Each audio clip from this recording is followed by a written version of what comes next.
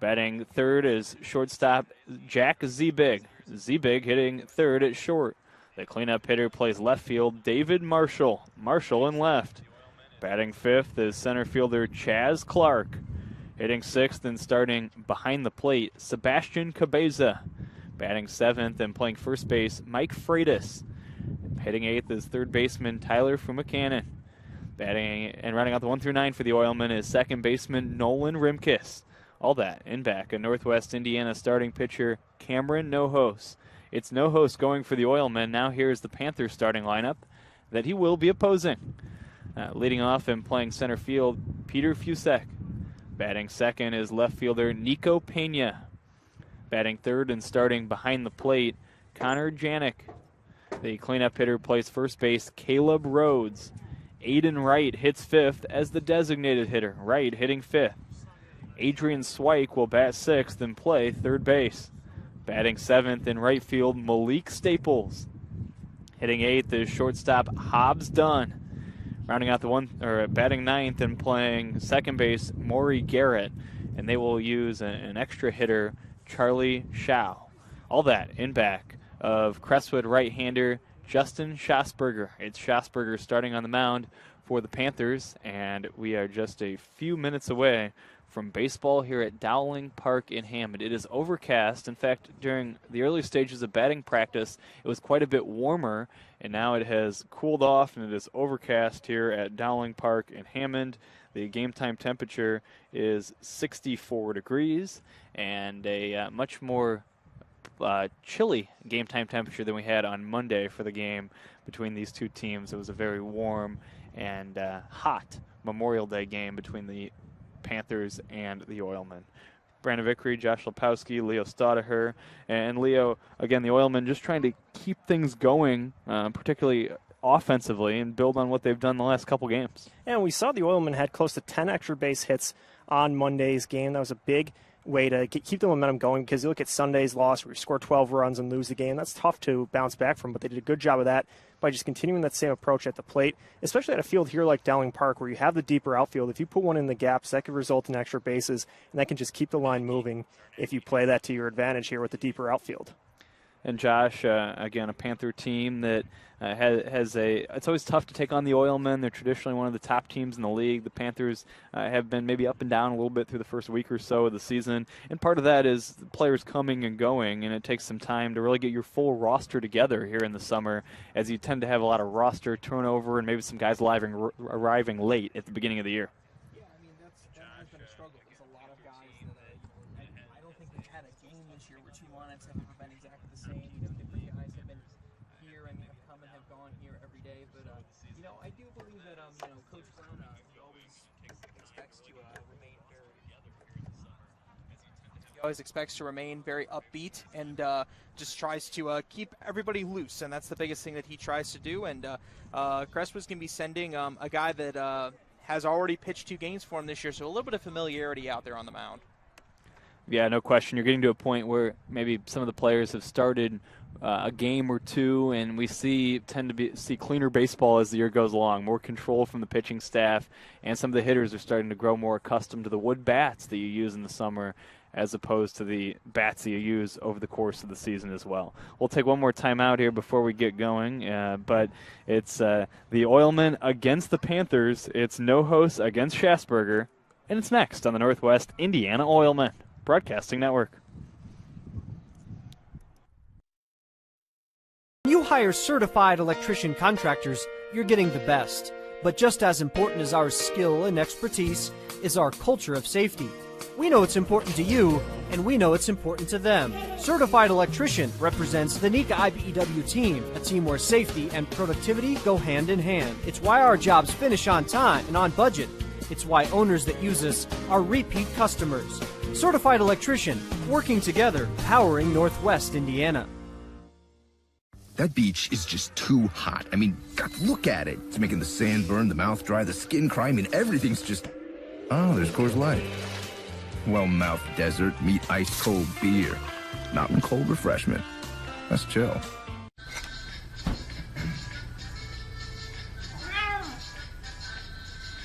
You didn't do anything wrong. You just didn't know Miller Lite has more taste and only one more calorie than Michelob Ultra. Now, you do.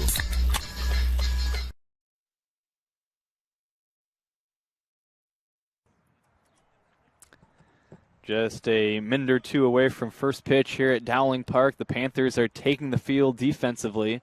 They are doing so wearing their blue uniforms with red numbers on their backs. They've got the blue caps, the white pants for the homestanding Panthers here today as they take the field. And a few warm-up tosses will commence in just a moment. They have the red Panther P on the front of the hat and the smaller red numbers on the front of the uniforms. The Oilmen are wearing their gold uniforms today with the black numbers on their backs. They've got the black Oilmen lettering across the front of the chest, the gray pants, the black caps, and the gold Oilmen logo on the front of their caps. The Oilmen at 3-3 on the season, but their losses have all come to the same team. They are 0-3 against the Lake County Corn Dogs, but they are 3-0 in their other games, including 2 victories over these Crestwood Panthers, and this is already the third matchup of the year between these two teams today. Umpires are all set to work today's game. It'll be Raleigh Thill to call the balls and strikes, and Kevin Dado will make the decisions on the base paths. Raleigh Thill, a longtime local high school coach at Boone Grove High School and also an official in the area, and he's going to handle the umpiring duties today. Here at the home of the Purdue Northwest Pride, but in the summer the home of Northern League Baseball. The Southland Vikings play their home games here, and the Panthers for the time being playing a number of their games here as they have some field things being sorted out that will sort out over the course of the first few weeks of this season. But we're just a minute or two tardy in getting going. We'll have the first pitch for you here momentarily, and the Oilmen will try to jump on the board early in the games where they've performed well offensively. It's been a couple of big innings and situations where we've seen the hitting be contagious. We'll see if they can get off to a good start here today as they continue a long stretch of road games to start the season before the home opener, which is 1 week from today at beautiful Oil City Stadium in Whiting, and that's a date we always have circled on the calendar. It's Dom Curcio set to lead things off. Curcio hitting .273 on the year, the Oilman right fielder, 3 for 11 on the season. He swings the stick left-handed. He's been in the leadoff role in Adam Enright's lineup quite a bit on the year so far, and the first pitch is fouled left side out of play, and the count is no balls and a strike on Curcio. First pitch comes at 1:02 here on a cloudy but dry afternoon in Hammond. Swing and a miss. Tardy there was Curcio, and quickly Curcio finds himself down in the count. No balls and 2 strikes. Schasberger comes back. His next offering is swung on and lifted foul out of play, and it remains 0-2. The last game for Schasberger was a very strong outing, Josh. He went 4 shutout innings against Southland. He did, and he looked very, very good in that game. Bit more familiar as a starter, Coach Glenn was telling me after the game. Pitch low and outside. Josh, go ahead. Yeah, but he was telling me that in his first game against the Chicago American Giants, he struggled a little bit and wasn't super comfortable coming out of the bullpen, so Coach Glenn had him start the second game, and he was tremendous in that second game. Here's a 1-2 pitch swing and a miss. Well, tremendous start to the day for him as Curcio is out on strikes, and that's the first out of this opening inning, and Kyle Zarnacki will hit next. And that's the type of thing that this Crestwood pitching staff needs to do. They need to get a lot of strikeouts. They're a team that likes to pitch to contact a little bit. Most of these guys, you're not going to see a whole ton of walks. So it's going to be all about pitching to contact and getting a lot of strikeouts is what they're going to have to do. Zarnacki standing in. First pitch to him is taken for ball 1 ball and no strikes. Zarnacki hitting .333 here in the early stages of the year. He's 8 for 24. He swings and grounds one weakly to the right side. It's Maury Garrett, the second baseman, charging in. He makes the routine play to first. It's in time, and quickly 2 down for the Oilmen here in the opening inning.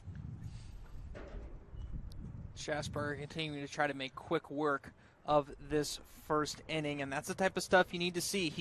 I talked with Coach Glenn yesterday. One of the keys to winning today, he said these pitchers need to live down in the zone, and they need to induce a lot of ground balls. That was a ground ball right there.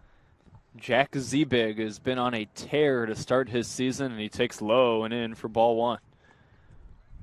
5 for 6 very early in his season, but anytime you see an .833 batting average, that opens some eyes. And there's quite a few players on the Oilmen that have been tearing things up lately, and it's impressive to see that they're starting things off, making the adjustment with the wood bats, not only making contact, but making contact for extra bases. And Zebig's one of those players that has not been an exception to that. Zebig taps it foul here. Heading to Maryville in St. Louis, swing and a miss. 2 strikes now on the left-handed hitting Zebig, who again has been retired just once here early in the season. He's driven in a few runs. Trying to go to all parts of the field this summer and can hit the ball hard. But here he strikes out looking. He takes strike 3 called, and the inning ends. 1-2-3 go the Oilmen in the first. After a half, it's the Oilmen nothing, and the Panthers coming to bat on the Northwest Indiana Oilmen Broadcasting Network.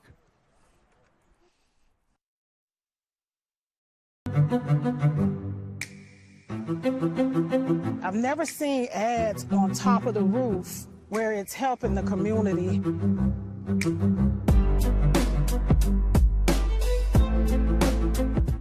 I am a success. I am the future. I am. I am. I am. I am. I am. I am. I am. I am. I am Ivy Tech Community College. Are you?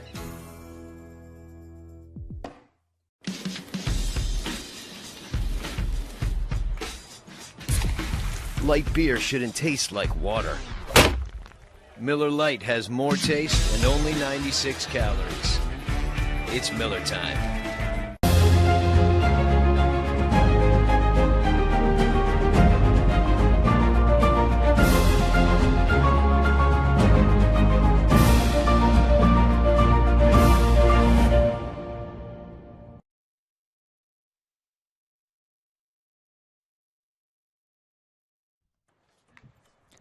Back here at Dowling Park in Hammond, final warm-up tosses being completed for right-hander Cameron Nohos. Nohos, a native of Hobart, Indiana, and a 2021 graduate of Andrean High School in Maryville.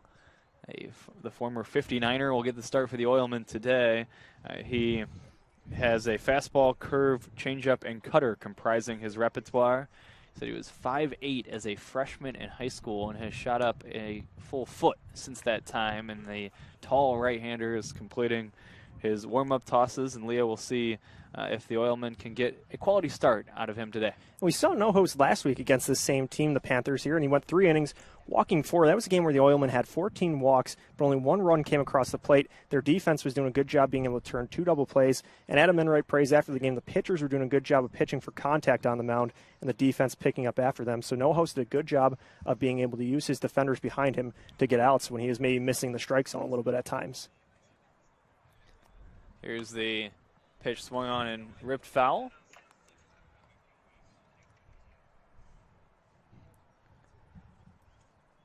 No balls and 1 strike. Here comes the 0-1. This is low and outside for a ball. 1 ball and 1 strike for Peter Fusek, leading things off for the Crestwood Panthers today.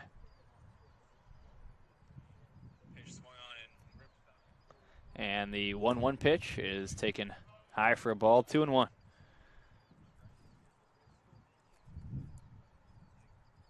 Here comes the 0-1. The 2-1 pitch now is in there for a strike, and ahead is Nohos, 1 ball and 2 strikes. Nohos, we'll get to this point after this pitch. Here comes his 2-strike offer. Taken just in for a ball. We go full now at 3 balls and 2 strikes. Here's the payoff pitch to Fusek. Swinging a ground ball toward third. Foul, just foul. From McCannon diving for it, but it is on the left field side of third base and foul, and we'll do it again. A good battle here between Nohos and Fusek to get things going in the bottom of the first. And the aggressiveness for Fusek there on that 2-strike pitch is something that Coach Glenn has been trying to instill into his batters, is trying to be more and more aggressive with 2 strikes. Here's his wind, goes behind the head with the glove, and the payoff pitch is swung on and lifted foul territory. A decent amount of room here in foul territory, but not enough room to corral that one for Freitas, who's playing first today, as this carries foul and out of play. The at-bat now has seen 7 pitches, and it'll see an 8th as we stay full at 3-2. That's something you want from your leadoff hitter, is being able to force the starter to go deep into this count, throw a lot of his different pitches, and really see what his approach could look like throughout the game. Here's a payoff, swinging a ground ball up the middle, a base hit. What a battle, and Fusek wins the battle as he sends a soft ground ball through the center of the diamond for a single on the 8th pitch of the plate appearance, and Crestwood has the leadoff man aboard here in the first. You put the ball in play and good things tend to happen, and that's exactly what Peter Fusek did there. He waited for his pitch, battled back in there. Now Nico Pena, he's seen some pitches. He comes up to bat. Good chance for him. Nico Pena, the left fielder, swings and misses, and the count, no balls and 1 strike.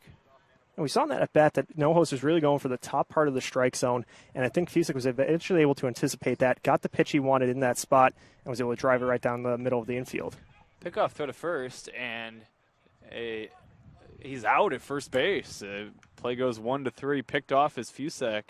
The first base umpire was kind of blocked from my view there for a moment, and it turns out at first was the call, and that leadoff base runner is erased. Here comes the pitch to Pena, swing and a miss. I thought it was going to be more of a routine check at first base and just to kind of keep him close, but it turned into a successful pickoff move, and Fusek is out number 1. It looked like Fusek was a little wide of the bag when he was coming back on that slide, and Freitas did a good job of blocking that lane with his glove and was able to get the pickoff there. Now a swing and a miss by Pena. He tipped it into the mid of Cabeza, and just like that, there's 2 down. So we went from a leadoff base runner in a battle where Fusek really had to work, but then Fusek really made No-Host work, I should say. But then Fusek quickly erased on the pickoff, and now Pena strikes out swinging, and there's 2 down and nobody on base as Janik takes low for ball 1. And that's what we saw No-Host did a great job of last week, was pitching with runners on base. He didn't seem overwhelmed. He just stayed confident and did a good job of attacking the batter at the plate, as we saw getting the strikeout there, and then with a really good pickoff there, got some help from Freitas over at first base, and now he's 1 out away from getting out of this inning. This is tapped foul, back to the screen. The count evens at 1 ball and 1 strike. Again, the Oilmen beat these Panthers 14-0 on Monday. Here's the 1-0 low for a ball, 2-1. 2 balls and a strike now on Janik. Panthers were held to just 3 hits in that game. An excellent pitching performance by Matt Lolito, back for his 2nd season with the Oilmen. Here's the 2-1 to Janik. This is high for a ball. 3 balls and a strike. Connor Janik's been one of the better hitters in this Crestwood lineup. 9 for his first 18. He's played in all 5 games thus far this season. Here's the 3-1. This is high and inside for ball 4. So a 2-out walk, and that will allow Rhodes to come up in this inning with a man aboard. Good patience there by Janik. There simply just wasn't a pitch there that he could hit, so he just took his base, keeps the inning alive, keeps it rolling. As long as there's someone on base, you know that you can score a run with a ball that doesn't have to leave the fence. Oilmen have got pretty good work on the mound all season. Here's a pickoff throw, but back safely is Janik this time, unlike his teammate Fusek a few moments ago. Burness, another returning Oilman, came in and threw 2 innings on Monday to combine for the 7 innings of shutout ball in the shutout for the Oilman pitching staff, and that was perhaps their best pitch game of the season to this point. And when you look at it, it was important that the bats were hot on Monday, but it was even better that the pitchers were pitching well too, because you only had to use 2 arms, then you get the day off, and you have a much more well-rested pitching staff moving into the rest of the week's slate of games. Rhodes takes a strike. Big left-handed batter, the first baseman, making his debut with Crestwood here today. Here comes the 0-1, swinging a crack up the middle, a base hit. Nice piece of hitting. Having to duck out of the way of it was No-Host. This is a clean single.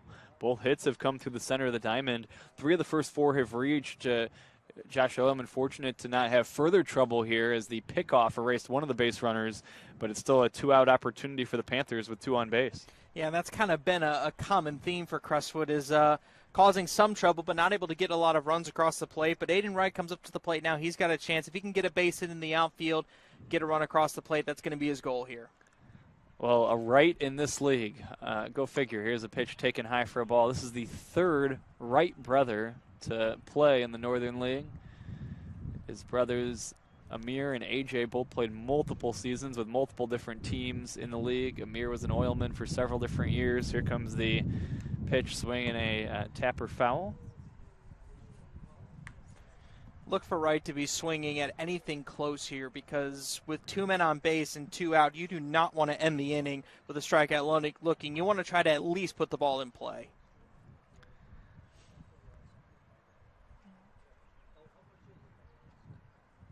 Runners take their leads from first and second. This is taken for a strike call by Aiden Wright.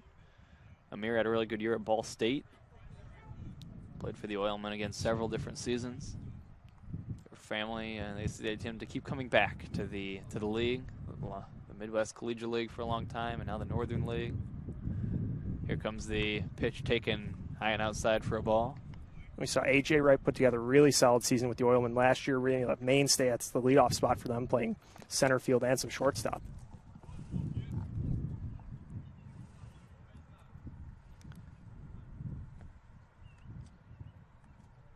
Here comes the pitch, swing and a miss by Wright. Oh, he just did get a piece there and fouled it.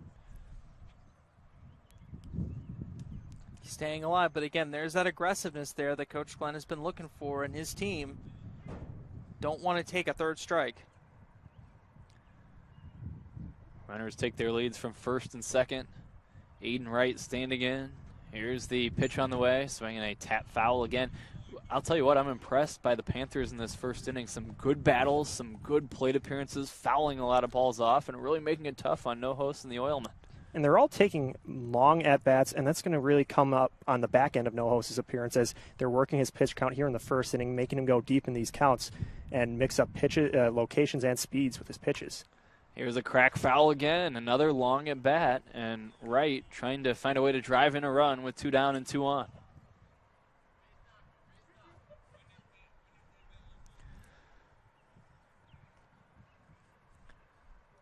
Stretch from No Host. He gets the signs from Cabeza, and here's the 2-strike offering again. This is low and outside. We go full at 3-2.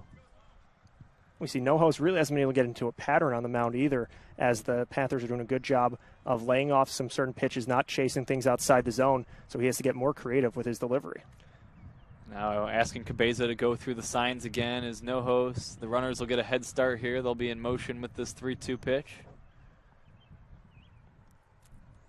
Here's the set, and knowing that, No Host steps off and looks the runner, Janik, back to the second base bag. Now No Host really taking a lot of time between pitches. Here's the payoff. This is high and inside of the fastball, and it's ball 4. 2 walks in the inning to go along with 2 hits. Still no runs across, but the Panthers with a golden chance here in the first as Swike stands in with the bases full. A golden chance indeed, and this is exactly how yesterday's game played out for Crestwood. They had the bases loaded with 2 outs in the first inning. Up comes Swike. Coach Glenn would love to see a timely hit here because that's been the Achilles heel for Crestwood early in the season. Here's the pitch to Swike, and look out, he gets hit by a pitch. It was inside, it grazed him, and it forces in a run. The Panthers have taken the lead on a hit batter in this opening inning. 2 walks and a hit batter, Leo, from No Host, and now there's a run in the bank. Yeah, and after he was getting through the first part of the order really quick, now that the middle of the order for the Panthers has been doing a good job working things, getting those walks, that hit batter could be one that really comes back to hurt him there, as that was the first run of the game. Staples swings and misses, and the count no balls, and 1 strike on Malik Staples.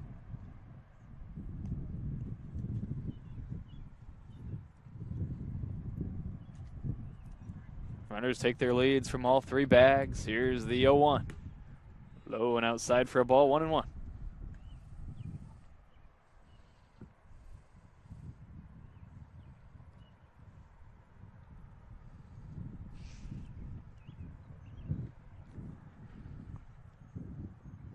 Here comes the 1-1 pitch. This is high for a ball.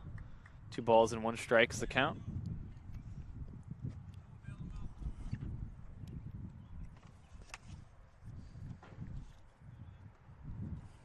Two and 1 on Staples. Here's the pitch on the way. This is low and in for a ball, and now No Host needs to put one over. Already a runner forced in on a hit by pitch a moment ago. Now a 3-ball count. Even with the bases loaded, you can't really be afraid of contact here. If you put an infield grounder, the Oilman defense has been solid all season, so just try to get one of these force outs to get the third out of the inning. Strike 2 call, and we're going to have another full count here. It'll be the merry-go-round of Panthers in motion this time on the 3-2 pitch with 2 down in the inning. No Host set, and here comes the payoff. swinging a bouncing ball toward third. This is fielded by Fumacannon, takes to the third base cushion unassisted, and the inning ends on the fielder's choice bouncer.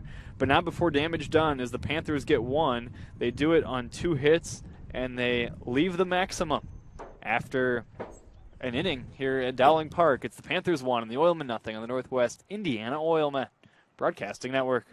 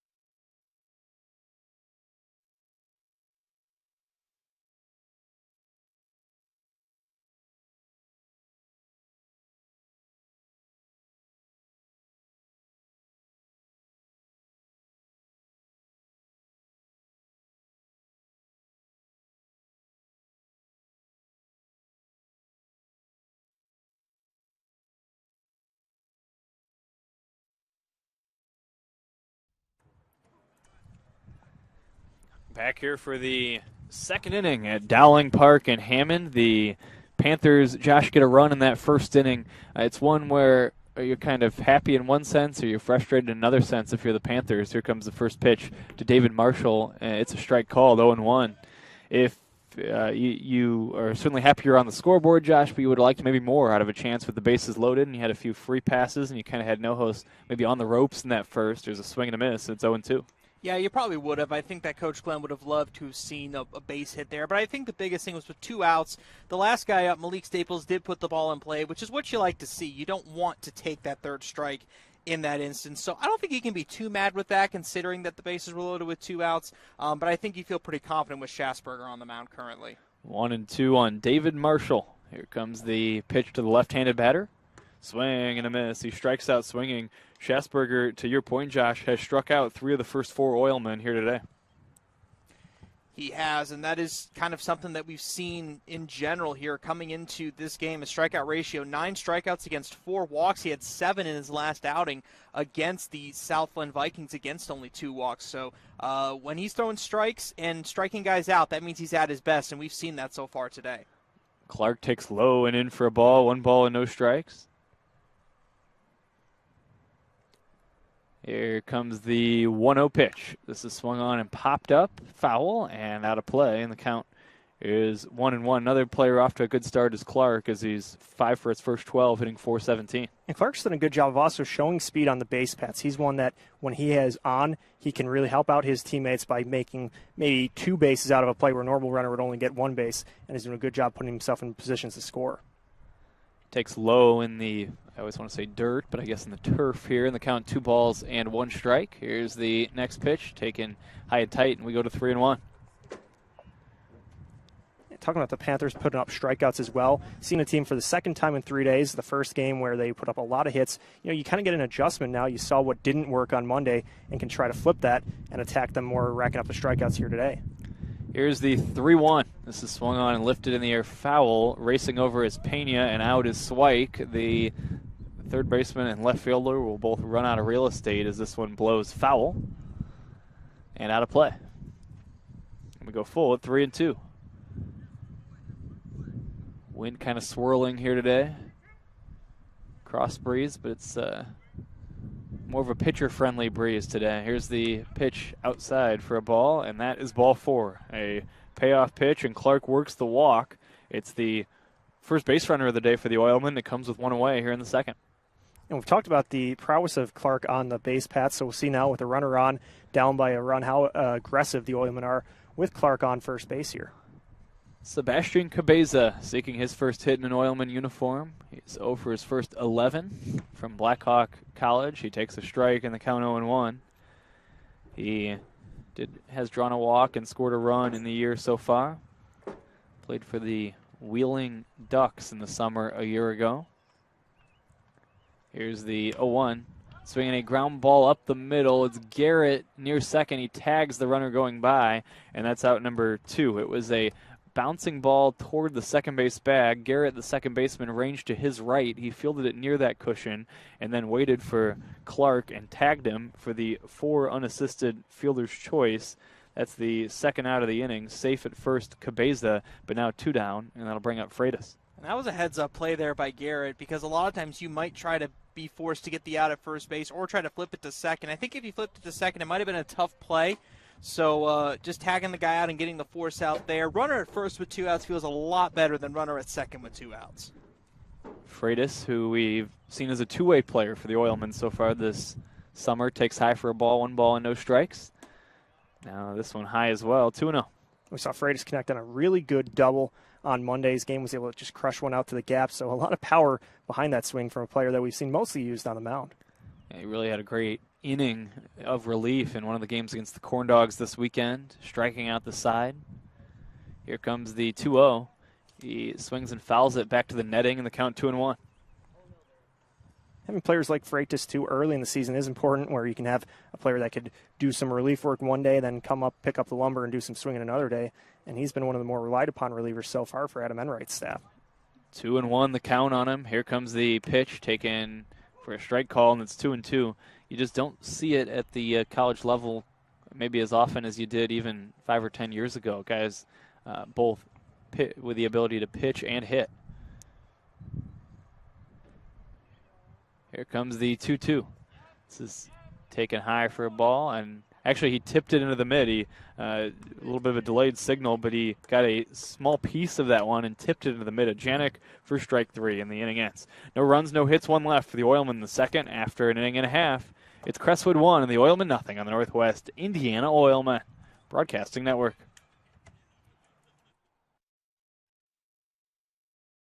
When you hire certified electrician contractors, you're getting the best. But just as important as our skill and expertise is our culture of safety. We know it's important to you, and we know it's important to them. Certified Electrician represents the Nika IBEW team, a team where safety and productivity go hand in hand. It's why our jobs finish on time and on budget. It's why owners that use us are repeat customers. Certified Electrician, working together, powering Northwest Indiana. That beach is just too hot. I mean, God, look at it. It's making the sand burn, the mouth dry, the skin cry. I mean, everything's just... Oh, there's Coors Light. Well-mouthed desert, meet ice-cold beer.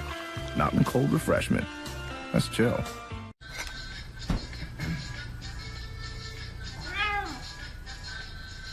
You didn't do anything wrong. You just didn't know Miller Lite has more taste and only 1 more calorie than Michelob Ultra. Now, you do.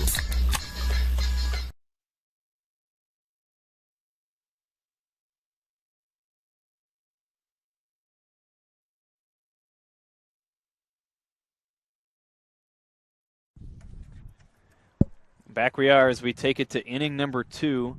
Leo, as we talk about Cameron Nohos, the starting pitcher for the Oilmen, faced 7 in the opening inning. He limited the damage to just 1 run despite 2 walks and a hit batter. And we'll see if he can maybe settle in and show some better control and avoid the walks and the hit batter in the second inning. And if you look at that first inning, you can take some confidence in the fact that he didn't completely unravel with the bases loaded, that he was still able to induce that ground out to third base and limit the damage to just 1 run. And that could be something that, even though you had the walks and the hit by pitch, you can get a little bit of confidence moving through from that and can know that you can face this lineup and try to mow them down now the second time around. Yeah, and you look no further than Sunday's game against the Corn Dogs when you think about how innings can really unravel on pitchers, especially early in the season. Some of the guys, again, knocking a few cobwebs off, maybe a little rusty on the mound. This is high and outside for a ball. And sometimes an inning can just compound, and we saw it on both sides on Sunday. The Oilmen had an 8-run inning. The Corn Dogs later had a 9-run 8th. to hand the Oilmen a stunning defeat as the Oilmen led by 7 runs going to the bottom of the 8th inning and lost by a score of 14-12 in a wacky one on Sunday. So the ability to keep it with a single tally instead of a big crooked number in an inning is crucial. Here's a strike called on Hobbs Dunn leading off the second. And especially if you have one of those innings at the beginning of the game, that makes it so much harder. You're already playing from behind from a large margin right from the jump, so the fact that the Oilmen were able to avoid that could be crucial. This is upstairs for a ball. No host, a player, and Leo, I've told you this before with several others, 3 balls and a strike here, who told me before the season, here comes the 3-1. This is swung on and popped up down the third base line from Buchanan out, and this is going to land fair and then bounce toward foul territory. Picked up by the third baseman from Buchanan. He throws to second. It's going to be not in time. Oh, a close play at second base. Oilmen thought they had him, but sliding in safely is done. This goes as a double. It's a 2-base hit of the blooper variety down the left field line as the tag from Rimkus was just a little late on the feet first sliding Dunn, and it was not a ball that was hit hard, but it turns into an extra base hit nonetheless. Maybe not the prettiest piece of contact there, but he was able to put it where the players weren't, and due to the maybe expansive foul territory here at Dowling, he was able to get a good jump on that one and get second base on a play where in other ballparks that might have just been a stand-up single. It was a long-time Crestwood Panther, a guy that's been in this league for several seasons, Maury Garrett, and he takes a off-speed pitch that is high and in for a ball, 1 ball and no strikes. Garrett actually made his season pitching debut yesterday for Crestwood in the 7th inning of their loss to Southland. Pitched a scoreless inning, I might add. Here comes the 1-0. This is foul back to the screen. The count 1-1.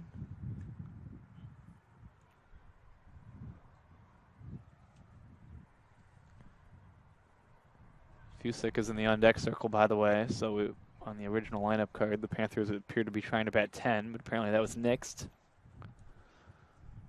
1 ball, 1 strike on Garrett. This is swung on and fouled. Right side out of play, and the count 1-2.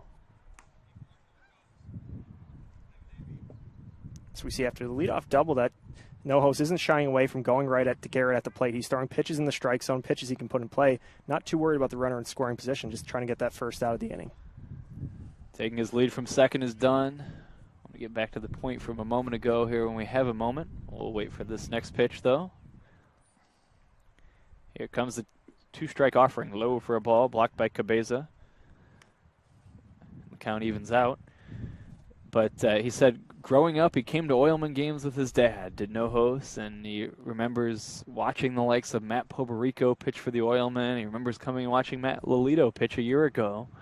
And now a guy who's been a fan of the Oilmen for a long time has a chance to be a part of the team this year in No-Host. Here's the pitch to Garrett. He chased one low and outside, and it's strike 3. Garrett swings and misses for the first out of the second inning. And now the top of the Panther order will come up in Fusick. And we saw that with a few players last season. Now with the Oilmen being a decade-plus old, that you're starting to get these players that grew up watching the team come in and play for them and kind of live out their childhood dreams while also furthering their baseball career. It's pretty fun to see, and that's something the foundation of the league was built upon. Fusick standing in. Here's the first pitch from No-Host. It's taken for a strike, and the count 0-1. Again, the 2021 Andrean graduate had a big growth spurt during college. No-Host's pitch. Low for a ball. Trying to advance to third, and out at third base is done. This goes as a 2-5 putout. It does not count as a caught stealing, as Dunn was trying to move up on what would have been a wild pitch, but he's simply put out 2-5 at third base, and it's a costly out for the Panthers, as now you've gone from a leadoff double to 2 outs and nobody on. Panthers have made 2 outs on the base paths today. This is high and into Fusick. And just like that, the Oilmen a chance to get through this inning with no damage. That was a good recovery there by Cabeza, being able to bounce back quick, get the play, and throw over to third base, not sparing much time, and get the out there. They appeal, and yes, he did go around, according to the first base arbiter. And it's a ball and 2 strikes. Here comes the next pitch to Fusick. This is low for a ball.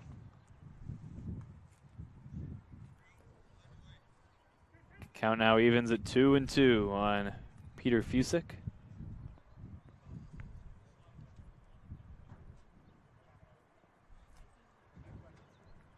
Now there's some confusion on the count. I think it was actually 3-1, I'm pretty sure. So they're going to try to sort that out. A few raindrops start to fall, which is never a good thing.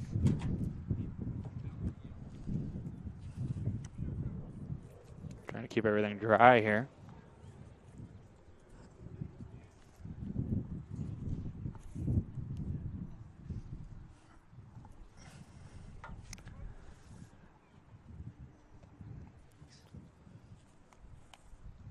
Here comes the pitch, swung on and popped up. It is on the infield, or maybe the right fielder, Curcio, to come in, and he will make the catch just on the edge where the turf switches over from infield to outfield, and the inning ends. So a pop fly, and that's the third out of the frame. Nothing across for the Panthers in that inning. It turns into a 1-2-3 in a roundabout way. There was one hit and nobody left. After two, it remains 1-0 in favor of the Panthers on the Northwest Indiana Oilmen Broadcasting Network.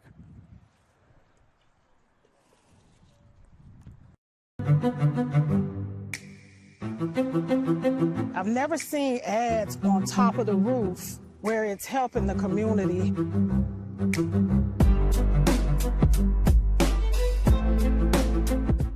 I am a success. I am the future. I am. I am. I am. I am. I am. I am. I am. I am. I am Ivy Tech Community College. Are you?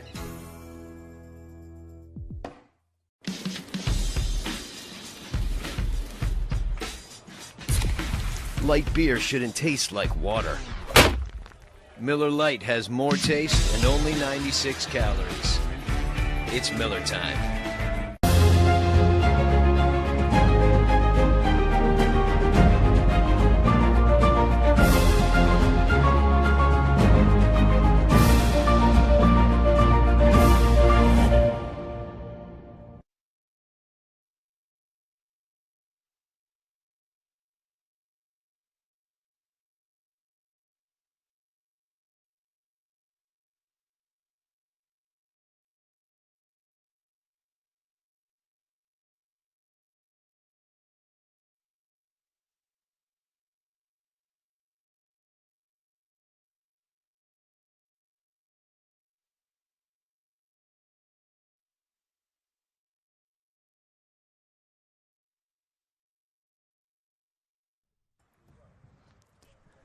Back here at Dowling Park in Hammond, the Panthers have made 2 outs on the bases, 1 in each inning, Josh, and that kind of has proved costly as they have had a number of base runners and just 1 run to show for it through the first 2 frames. Yeah, and those are the little things that Coach Glenn has not liked to see from his team here over the first few ball games. Is just those little mistakes over there because you don't like to make outs on the base paths in any instance. There's a Tapper foul. And the count, no balls and a strike on Tyler Fumacannon. Dayton Flyer just 2 for 18 on the season so far, hitting 111. One of his hits did go for extra bases as it was a double.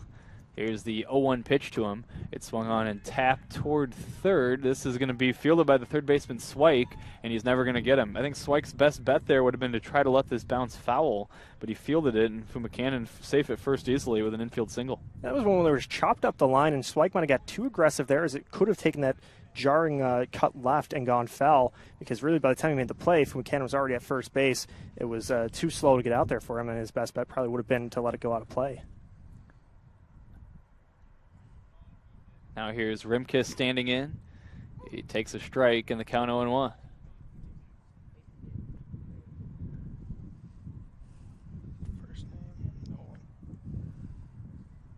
No balls and a strike on Nolan Rimkus. Here's the next pitch to him. Swung on and fouled back to the screen and ahead 0-2.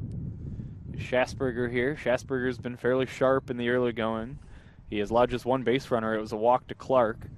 And that's it until this inning with Fumacannon, the infield single a moment ago, and even that was a lightly hit ball toward third. Here's a swing and a miss by Rimkus, and Schasberger strikes him out for the first out of this third. And Schatzberger did a good job bouncing back there after the leadoff single, just going 3 pitches, 3 strikes, attacking Rimkus at the plate to get an out after a leadoff hit. Now it's the top of the order, and Dom Curcio wears jersey number 1 on his back, hits number 1 in the batting order, and the left-hander stands in. Here comes the pitch. He bunts toward third, foul, and it's 0-1.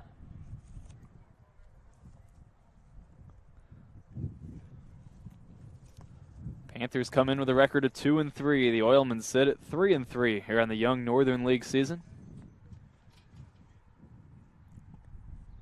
Here's Schatzberger's pitch to Curcio. Swing and a miss. A tip into the mitt of Janik. Count 0-2.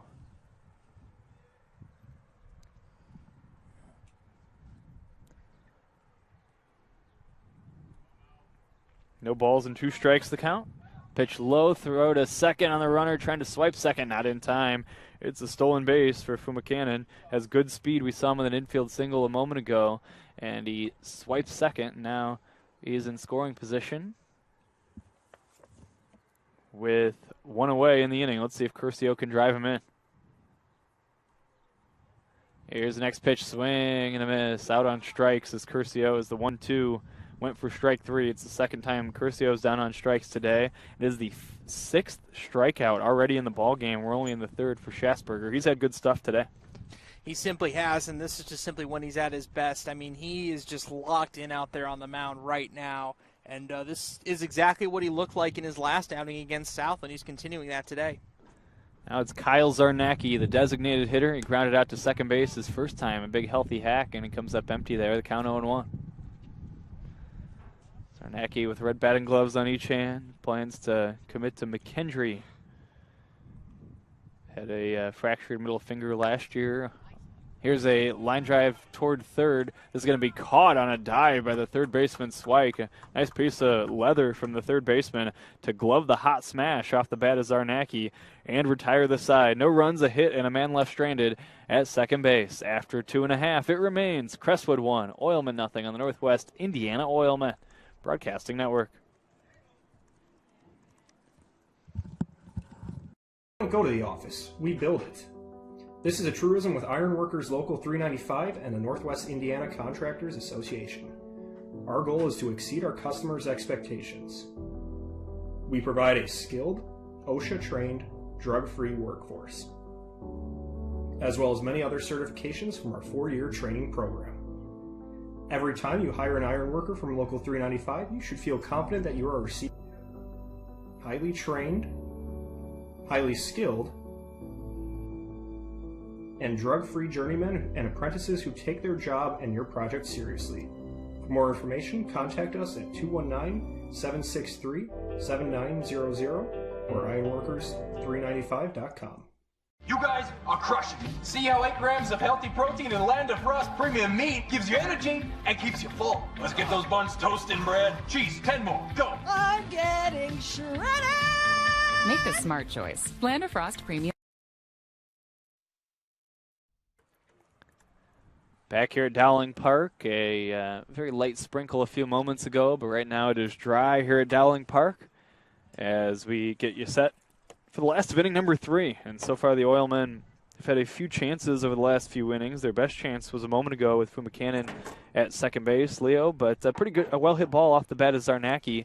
And we've kind of seen that from Zarnacki, a little misfortune where he's hit the ball hard, but the plays have been made on the other end so far this season, including a line drive to third a moment ago. And that was one where it was maybe a couple feet to the left or right of the third baseman there, where he's looking at one put into the down the foul line and maybe extra bases, but that was hit right at his glove. I mean, a diving grab, an impressive play, but the third out of the inning nonetheless. Nohos falls behind Pena, 2 balls and no strikes. Here comes the 2-0. This is low for a ball, and we go to 3 balls and no strikes now from Nohos. And this is what this Crestwood team likes to do. They like to go deep into counts, take a lot of pitches, draw a lot of walks. This is what they like to do. Swinging on 3-0 is Pena, and he fouls it in the count 3-1. Now, so the sun has kind of made its way out from behind a few clouds. A little bit of sun behind us here. Here's the 3-1. Low and outside. It's a ball 4 for a leadoff walk. No Host describes himself as a hard worker. We'll see a lot of competitiveness from him. One thing he said, he's always been doubted, and he's felt like he's had to overcome a lot to be a college-level ball player, and he thinks the best is even still yet to come from the right-hander. Here's a pickoff throw to first, not in time as Pena dives back in head first safely.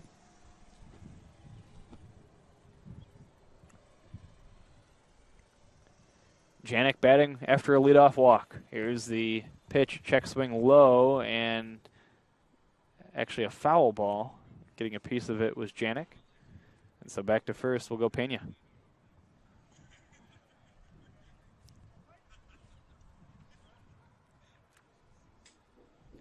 Janik walked and scored his first time. Pitch is high and outside for a ball 2-0. 3 walks issued today by No Host plus a hit batter. We're in the bottom of inning number 3. Pickoff throw to first, not in time. No Host keeping a close eye on Pena at first. The Panthers have been doing a good job working his pitch count. He's already at almost 50 pitches in the 3rd inning here. They're doing a good job of taking him deep in these counts. This one is lifted foul off to the right and out of play. There is action down the right field line in the Oilmen bullpen. Left-hander. Might be Luke Pappas. We'll identify him for you for sure momentarily. Here's strike 3 call. Able to come back and strike out Janik after the leadoff walk as No Host. And there's one away here in the 3rd. And we've seen both innings so far from No Host where he gets the leadoff runner on, but then goes and gets that second batter out with the strikeout, and he continues that trend here. His 3rd strikeout after letting the leadoff runner on. Yeah, interesting. That's happened in all 3 innings. Caleb Rhodes standing in next. Here's the pitch low for a ball, 1-0.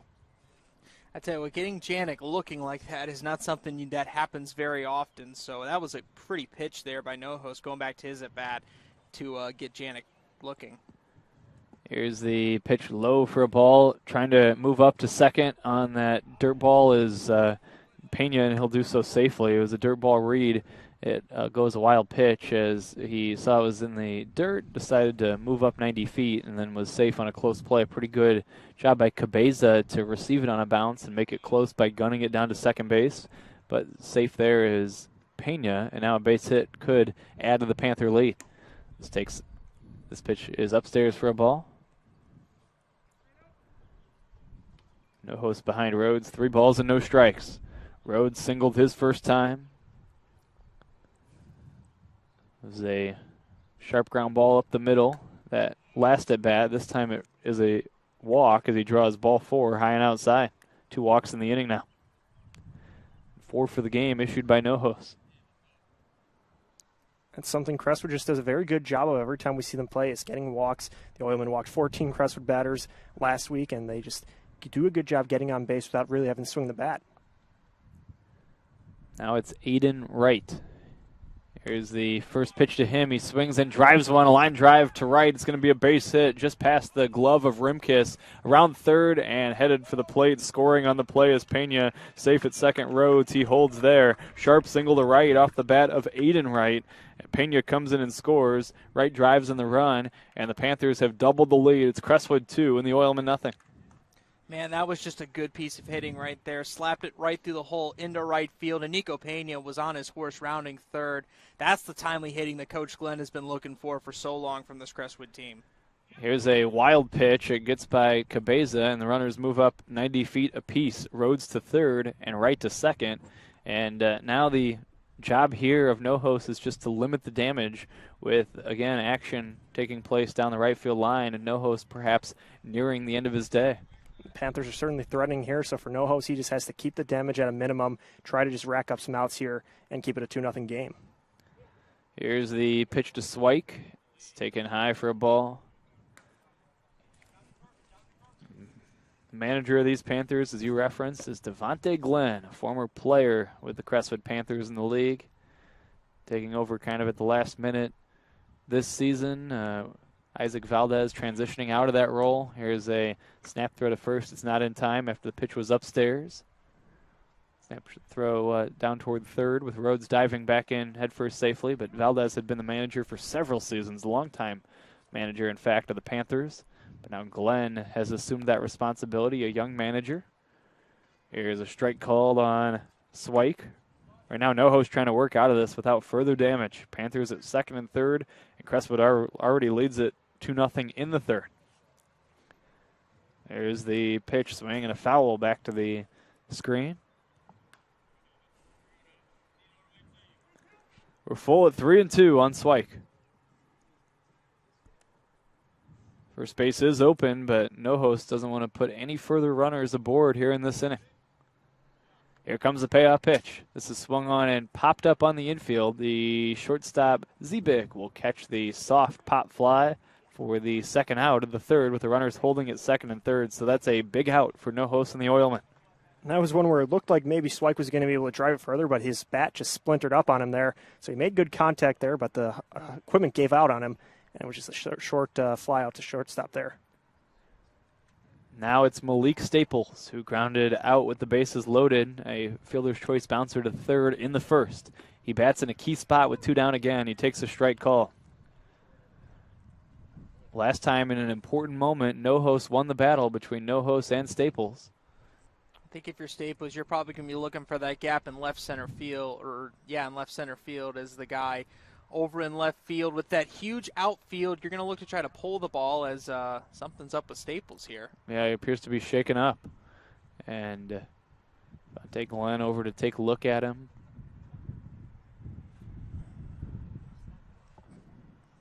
A little bit shaken up after that last swing a moment ago.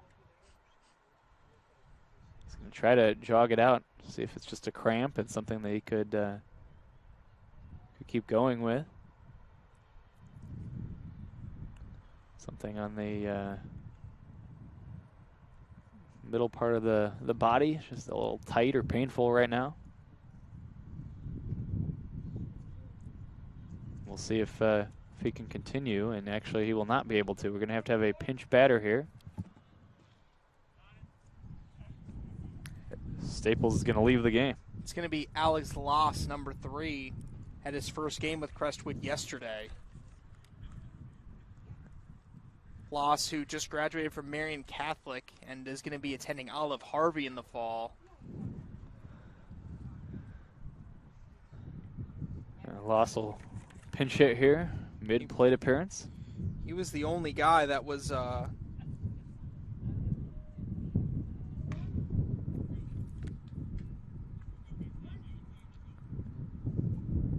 ball's in a strike on him here. No host to loss. Taken for a ball, and the count evens at 1-1. Pitch hitting can be difficult sometimes coming in mid-game, trying to get a feel for a pitcher. It's even tougher coming in mid-count because the pitcher's already been able to set something up here, and you're playing at a disadvantage coming in 0-1. But Loss did a good job there, just working that one for a ball. 1-1, swing and a foul, especially Leo in a big spot like this. Runners at second and third, 2 down in the inning, kind of a crucial moment. And all of a sudden, you're right off the bench, thrown right into the fire in this spot. Right, and for Crestwood, this could be one of those opportunities where if you only come out with the 1 run, you're happy about it, but feel like you had the opportunity for more, might not be as satisfied. And for the Oilmen, you could take some boost from that, knowing that you had more runners on base, but only got the 1 run across. Loss swings and pops this one up. It's going to be down for a base hit and 1 run in, around third, trying to score, and sliding in safely at the plate is Wright. Wright and Rhodes both come in and score. It was a little pop fly, but it fell between right field and second, a Texas League-style single for Loss, and it drives in 2, and the Panthers have doubled the lead. They lead the Oilmen by a score of 4-0. And that wasn't doing too much with the pitch right there. He just simply put it where they weren't. That's all you need to do as a hitter, especially in a big ballpark like this.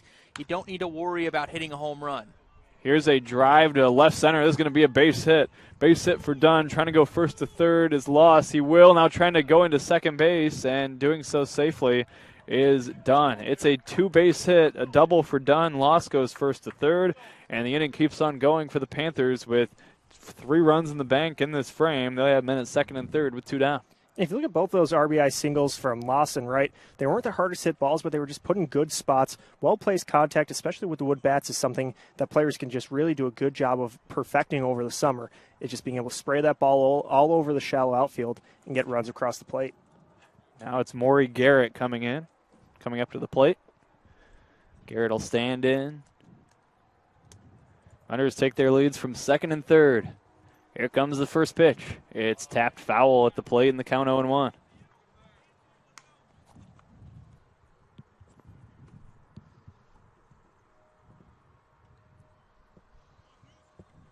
No balls and 1 strike the count.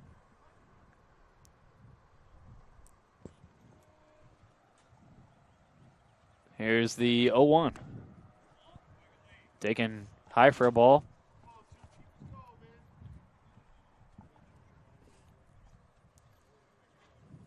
Appears to be Pappas ready down the right field line for the Oilmen, the left-hander.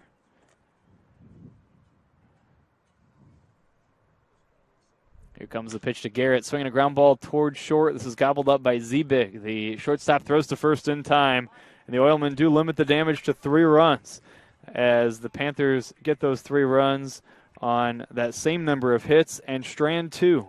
After 3, it's now Crestwood 4 and the Oilmen nothing on the Northwest Indiana Oilmen Broadcasting Network.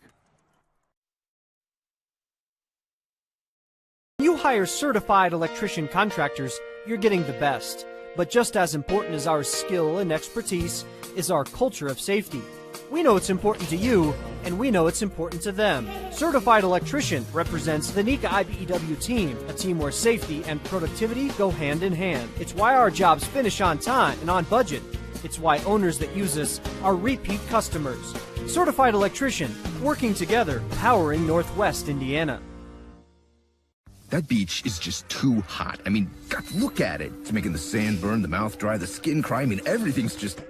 Oh, there's Coors Light. Well-mouthed desert, meet ice-cold beer. Mountain cold refreshment. That's chill.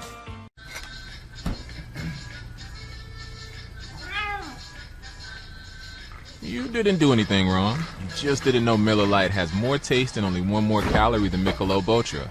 Now, you do.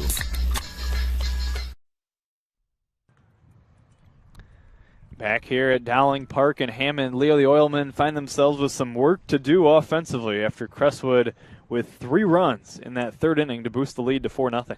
And that was an inning where Crestwood really maximized their potential there. It looked like maybe Nohos and the Oilmen were able to wiggle out of that with 2 outs and just the 1 across the plate.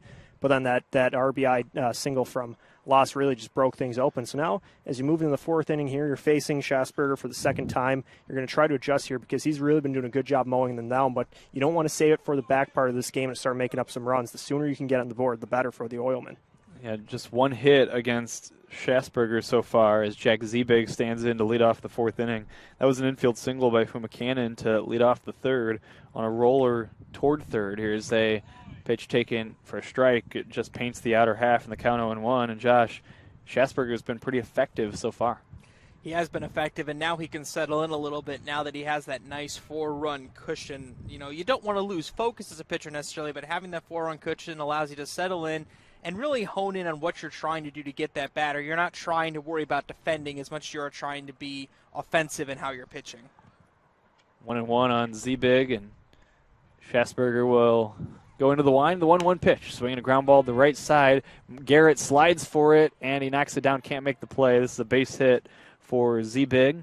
Infield single for the Oilman shortstop as Garrett slid for the ball, knocked it down, and threw late to first. And the Oilmen, for the 2nd time in as many innings, start the frame with an infield single. And that's how you want to start things off here with the single. We'll see if they can do a better job this time, maybe get more fortunate contact here, getting runners around. We have David Marshall up at the plate here, who leads the league with 7 runs batted in, and he had the 2 triples on Monday, so he can certainly hit well in this ballpark. If he puts one in the gap here, we could see the speed.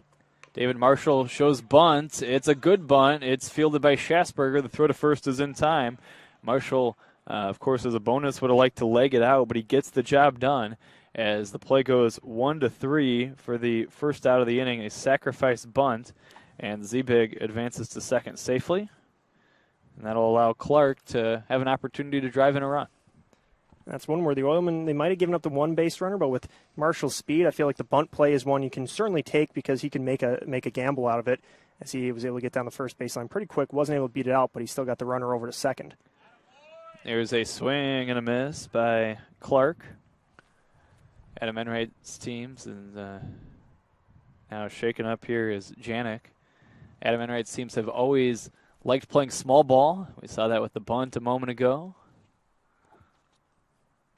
And moves a runner into scoring position. Even with this being a multi-run game, it's still early in the game. We've got plenty of time to come from behind. So if you can find a way to manufacture a run or two, that's a way to get back in the game. Several injuries here for the Panthers. By the way, after Loss came on as a pinch batter in the last half inning, he remained in the game here in right field, occupying the defensive position that Staples was at. Now Janik was shaken up here a moment ago. Talk about that small ball approach. Sometimes that's what you have to do to get runs on the board. Not every day is going to be like Monday's game where you're getting 7 extra base hits when you're having 3 players hit triples. Sometimes you just have to bunt it around, move the runners on the base paths, try to get some steals to go things, because that's how baseball is. One day you're crushing the ball, the other day you're facing a hot pitcher like Schasberger here, and you have to just get more creative to get runs across the board. Schasberger will fire a warm-up pitch to make sure Janik is good to go. He is indeed. And Clark, the left-handed batter, will stand in.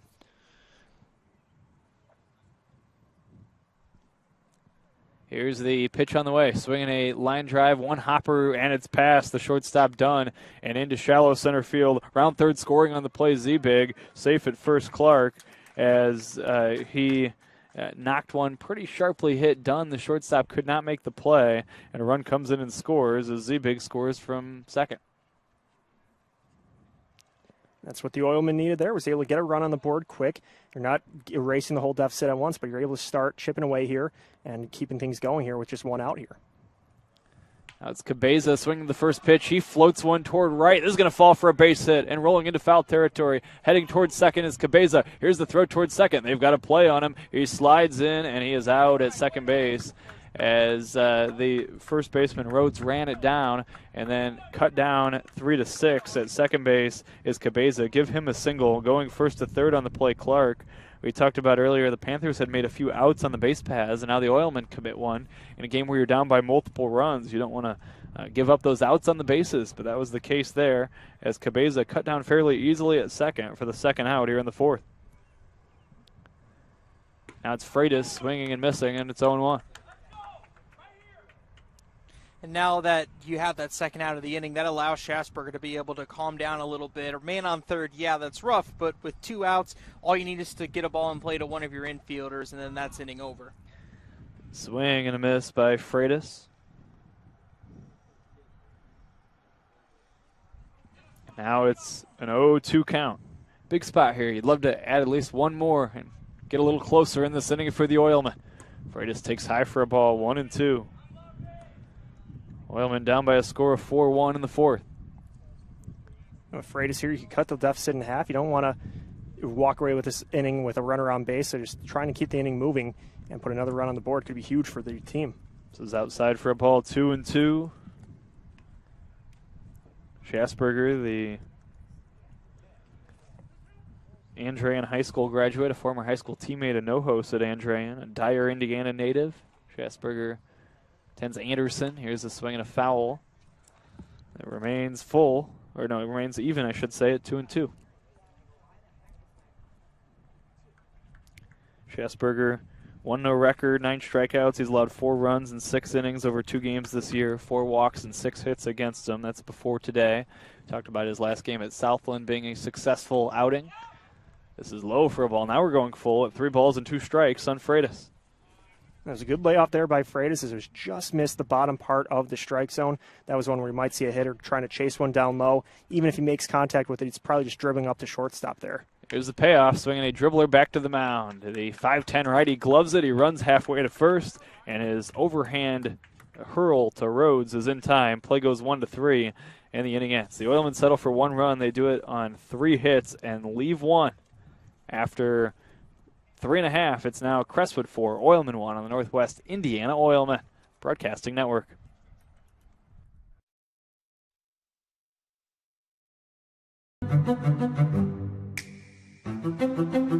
I've never seen ads on top of the roof where it's helping the community.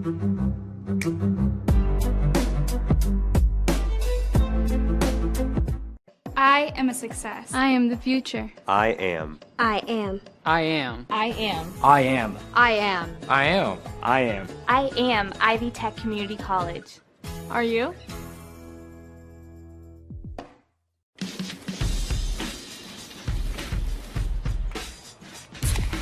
Light beer shouldn't taste like water.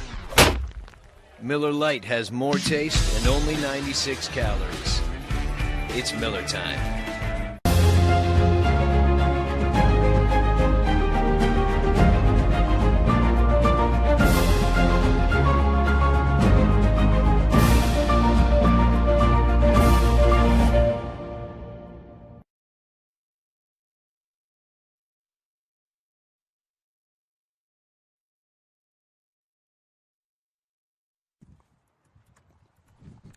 Back here at Dowling Park in Hammond, there's a new pitcher on the mound. It is left-hander Luke Pappas. He pitched for the Oilmen the year before last, and now he's a few years back, and now he's back in an Oilman uniform this summer after a year away and was part of that 2020 Oilman team. The left-hander pitched mostly in relief his last stint with the Oilmen, but we're going to see him more in a starting role some over the course of this season. And he takes over in relief this time after 4-inning start for Nohos. And Nohos on the hook for the loss, but we'll see if the Oilmen can rally and take him off the hook, as they did get one run to get within 4-1. Leo, we'll see what Pappas can bring to the mound today. We saw Pappas on Thursday against Lake County. 2 innings in relief. He had some good stuff in his first inning and then lost the command a little bit in the second inning with a little bit of walk trouble. But Wright was still pleased with what he saw from him in that first frame, saying the stuff was there, but it's just one of those things where you're shaking off some of the rust from a college season and just getting that command. And we see him going right back against him with less than a week after that game. Son of a former big league pitcher is Pappas. First pitch strike, second pitch strike as he attacks the zone here. And the count is 0-1. Or 0-2, I should say. No balls and 2 strikes. This is low to Fusick, and it's 1-2. He's got some really good action on that curveball we see from him there, as we just saw that on the last pitch. Has some good bite to it. It's one that if he could put that, make it high in the strike zone where it looks like it's going to be too high and then drops right in the top, I think it'd be a good pitch to locate for strikes.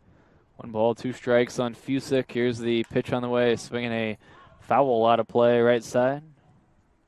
Well, that's ultimately what you need to do with any sort of a pitch. You know, I mean, a well-executed pitch with good location is always something that's going to get a batter out, and especially on a curveball like that if you locate it correctly, especially a team like Crestwood that likes to swing with 2 strikes.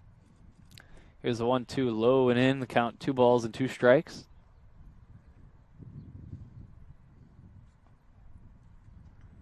Two and 2 the count from the left-hander. Nohos goes just 3 innings. We'll see if the Oilmen can get some length out of Pappas here today. Here comes the next offering. It's outside for a ball. We go full on Fusick at 3 balls and 2 strikes.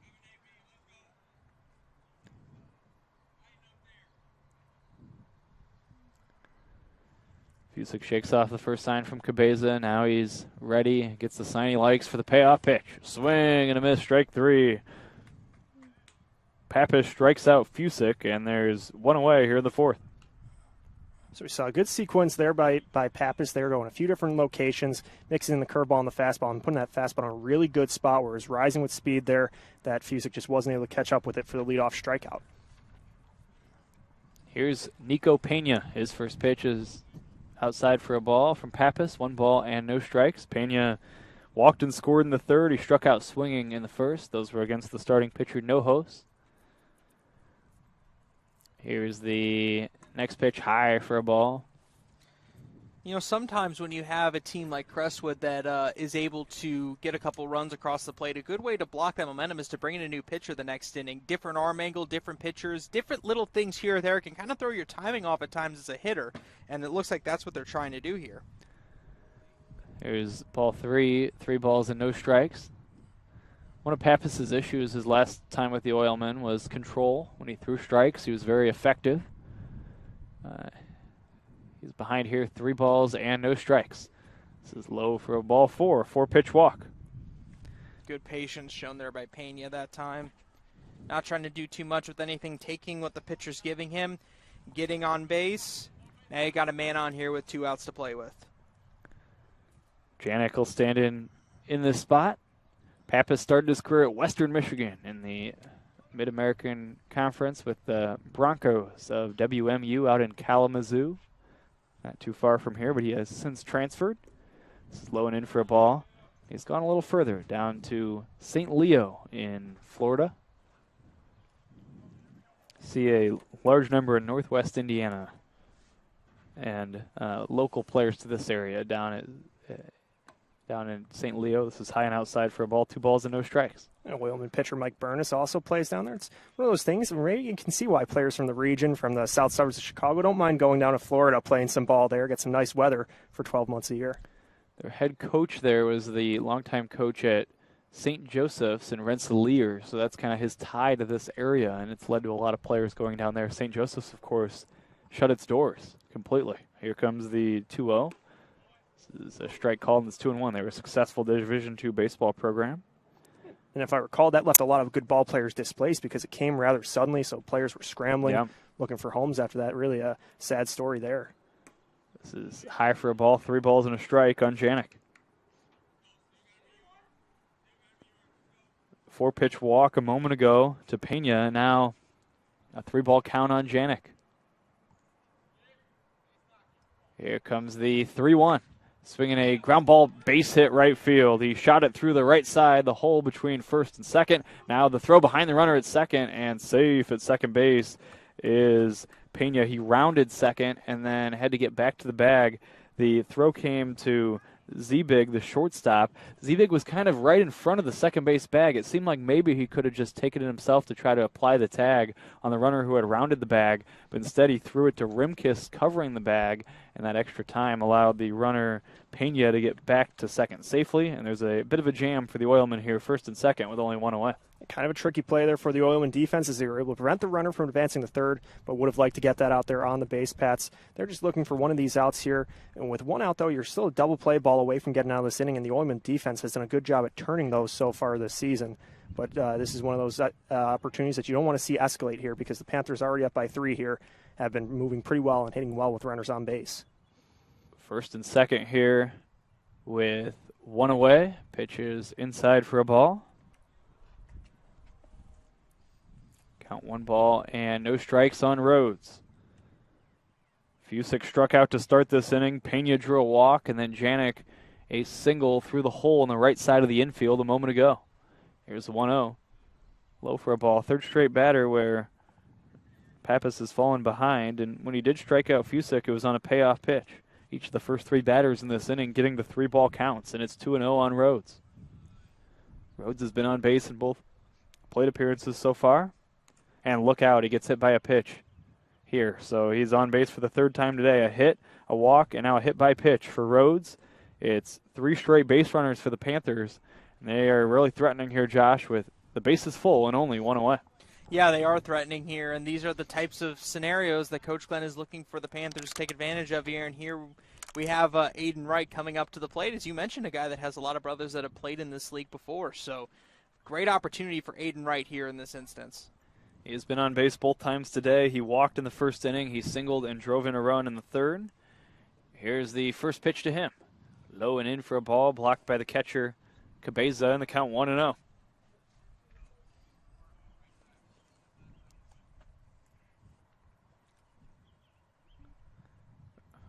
Runners take their leads at all 3 bases. Nice and pleasant day here in Hammond. Good temperatures for a game. Here comes the 1-0, low for a ball, 2-0. Anything that gets you on base here, if you're right, scores a run. So that definitely changes your approach a bit at the plate here with 1 out. You don't want to do too much with it, but you want to take advantage of a ball in the strike zone. 2 balls and no strikes. Here's the 2-0. This is high and outside. Pappas falls behind 3 balls and no strikes. And, again, this is the one thing with him is throwing strikes. It's been an issue in this inning. We see here, you just don't want to let that unravel the inning here, as you can try to adjust here. Pappas just try to keep the damage down. With the bases loaded, there's a force active anywhere he can get, so maybe some contact here could help him get out of this jam. Here's a strike call. Taking all the way was right, and the count 3-1. There's nowhere to put Aiden Wright. The bases are full of Panthers. They already lead it by a score of 4-1 in the fourth. Here's Pappas' 3-1. Low for ball 4. It forces in a run, and Crestwood lead is 5-1. And that's exactly what we're talking about there. Don't try to do too much. Take what the defense gives you, take what the pitcher gives you, and you get rewarded with an RBI there on a walk. On top of that, you don't even have to sacrifice an out to get it, and it brings up Swike here with another great opportunity with 1 out, already up by 4. Here's a pitch to Swike. It's taken for ball 1. I think for Pappas, just the focus here just has to be throwing strikes. Even if they're getting hit, at least you're putting those balls in play, giving your defense a chance to make some outs here. But this missing the strike zone has been crucial, or been tough for him, as it's really let Crestwood get some key base runners on. This is high and outside for a ball, 2 balls and no strikes. And it's tough when you're working from behind in every count. It's not just the walks, but it's also putting the Panthers in good positions to potentially get base hits when they know you have to put one over when you're falling behind so consistently. It allows them to kind of get the upper hand as well. They can sit back a little bit, force him to work more on the mound. Yeah, grounder foul here, 2-1. Swike was hit by a pitch with the bases loaded in the first inning. That forced in the first Panther run of the game. He popped up to short in the third, and he bats here with the bases full of Panthers, and Crestwood already owning a 5-1 lead. Bottom of inning number 4 in Hammond. Here comes the pitch on the way. High for a ball. Now it's 3-1 to Swike. If you're Crestwood, if you have a pitcher on the mound that you know has struggled throwing strikes, that changes your mentality here on a 3-1 pitcher. Maybe not quite as aggressive normally. You're looking for one pitch, one spot here if you're Swike. Here comes the 3-1. Swing and a foul, and we go full at 3-2. 4 straight Panthers have reached base after Fusick struck out to start this inning. 1 run in the bank.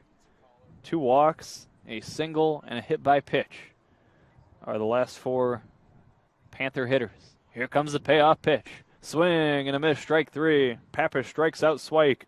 A key strikeout with the bases loaded to keep it at a 4-run ball game here. And now 2 down in the inning for a man who had a key hit in the 3rd inning, and that's Alex Loss.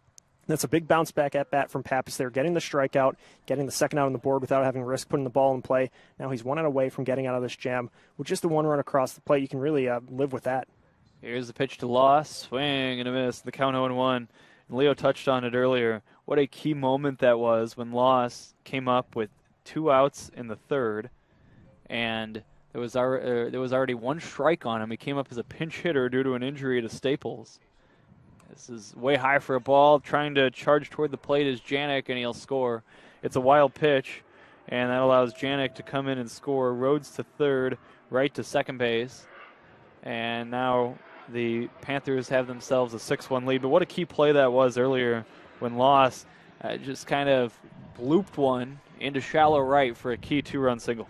Yeah, and he was kind of showing that the pinch hitter wasn't going to go down easy there, and that really let Crestwood continue to build the momentum up there, as that 2-run RBI was just the big turning point for them as they just continue to be in the driver's seat in this game offensively.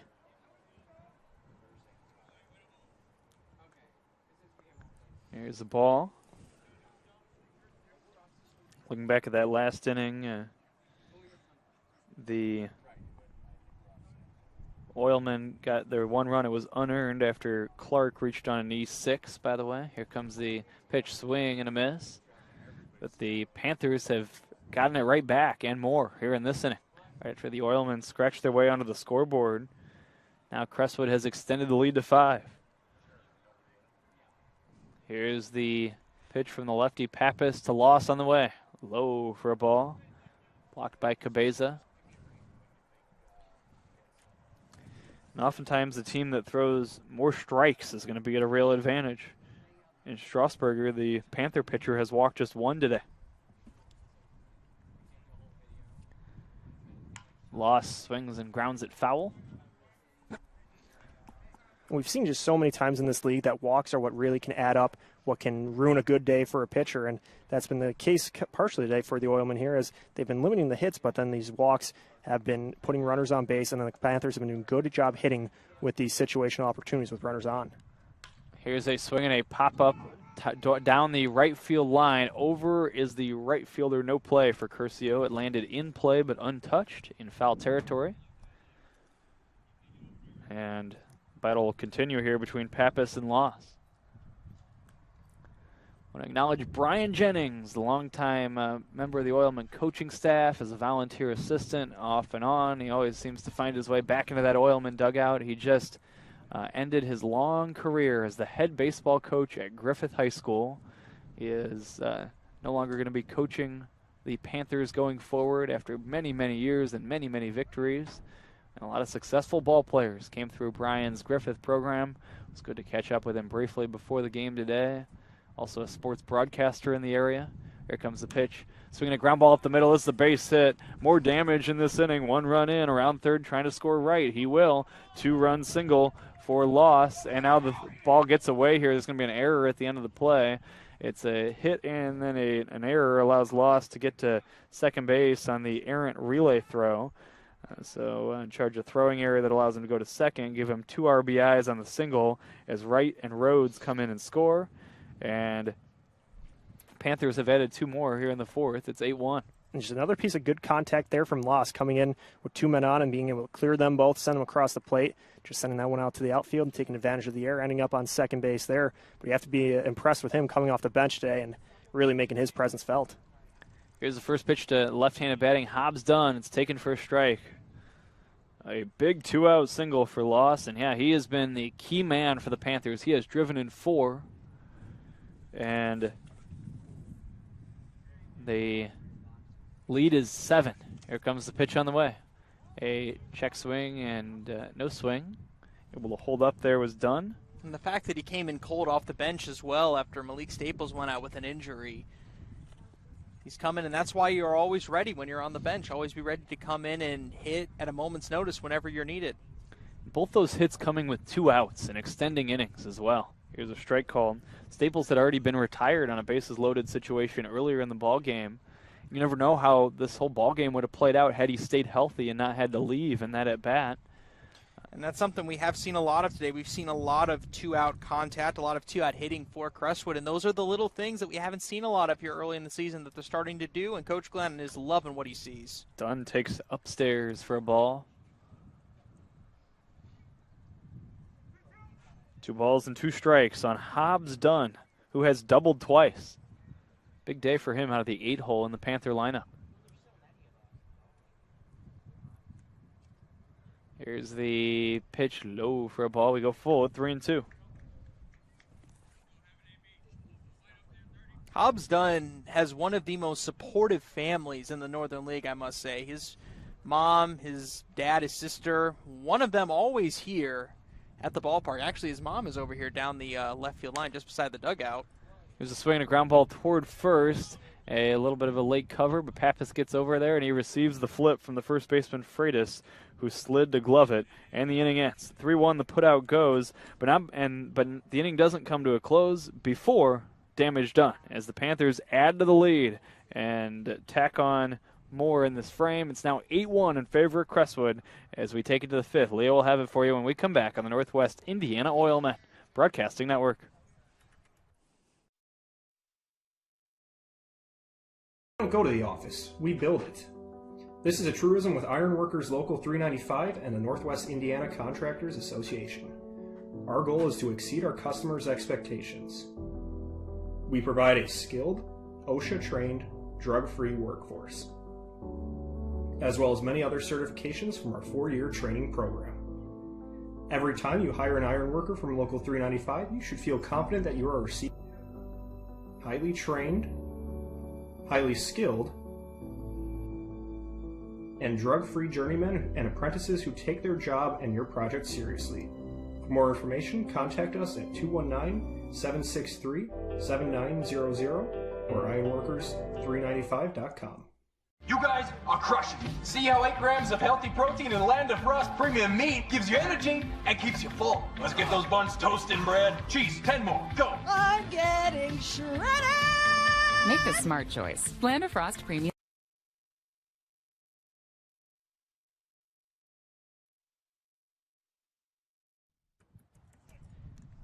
And we're back here at Dowling Park for the 5th inning between the Northwest Indiana Oilmen and the Crestwood Panthers. Leo Stoddard, Josh Lepowski with you here. And it's still Justin Schasberger on the mound for the Panthers. He's been mowing down these Oilmen hitters, and he finds himself in an even better spot after his offense helped him out there in the bottom of the 4th inning. Yeah, he's getting a lot of run support today, which is something that I'm sure that he likes, but he's just continuing to just pick him up and mow him down. He's throwing a lot of strikes. He is not giving guys a lot of free bases, very few walks. And I think that's really ultimately been the key. And also the contact has been weak contact. That's what Coach Glenn was talking to me about yesterday when I was asking about what are the keys going to be to defeat the Oilmen today. And he said, we're going to need to live down in the zone, and we're going to need to make sure we induce a lot of ground balls and weak contact, as it looks like we have a new catcher. Aiden Wright is now catching for Crestwood currently. So I do not know where Connor Janik has gone, but Aiden Wright making his catching debut now for Crestwood. Schasberger on the mound has 6 strikeouts to just 1 walk. And we now see Tyler Famacannon at the plate here, and he had that single last time up to start the 3rd inning. He takes that one for a strike.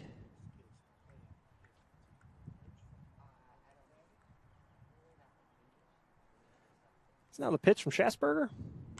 Cracked up over the third base side. That won't go foul. You talk about the not necessarily the hardest contact from the Oilmen so far. It seems like they're swinging on top of the ball a lot, and that's resulted in a lot of these ground balls over to the pitcher, to the third base, shortstop, that they just really haven't been able to drive much of. Now the pitch, one in the dirt for a ball. Missed on the outside corner there. No, and that's been the thing. They haven't had a lot of pitches to hit, and when they do get a pitch to hit, they're just not able to put good wood on it and put it in the outfield or do whatever they need to do with it. This one's lifted to right field on the foul part of the diamond. Garrett goes outstretched, unable to get past it.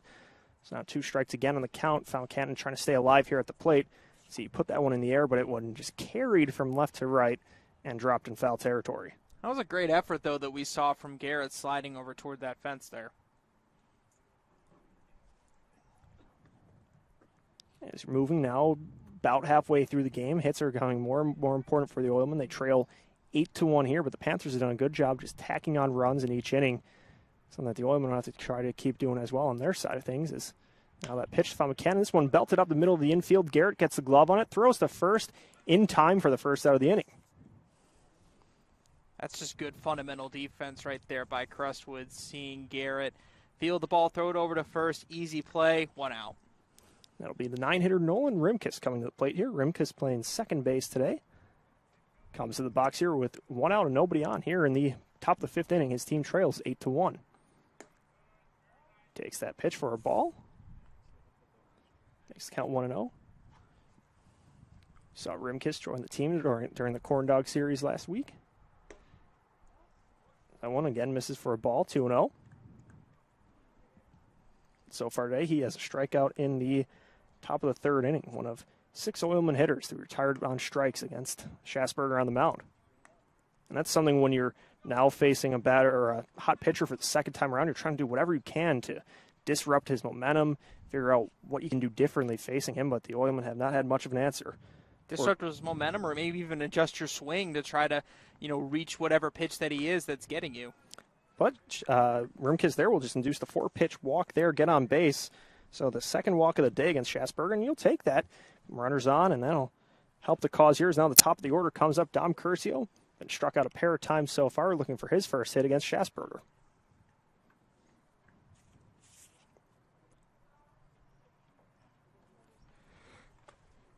And so it's Curcio, left-handed batter at the plate here. Schasberger fires out of the stretch, and this one driven up on the right side of the diamond. That rolls out to right field. Rimkus pulls up at second base. Looked like he was maybe thinking about third, but now the Oilmen have 2 men on and just 1 out here. I mean, you're down by 7. There's no need to be that aggressive on the base pass. Just try to keep the line moving here with 1 out and try to do what you can to get your hitters up to the plate with multiple guys on base and see if you can get some runs off of base hits. Now we see Kyle Zarnecki coming to the plate here. He's one that for the Oilmen that he's made a lot of hard contact, hasn't had the best luck. On Saturday's game at Crown Point, he had 2 hard hit balls that were just caught just shy of the outfield fence, but he had that hard line out to third base earlier today, so he's just trying to buy a hit here, but he's been seeing the ball well, just trying to put it in play now this time around. So he's facing Schasberger in the second time today, or third time for him, as he takes that one for a strike. Good spot there from the Panthers pitcher on the outside part of the strike zone. So 0-1 is the count at the plate. Curcio on first base and Ribkis on second. Swing and a miss for strike 2. So now Zarnecki finds himself down 0-2. Schasberger just going into attack mode here, throwing 2 pitches in the strike zone and 2 big swings from the Oilman designated hitter.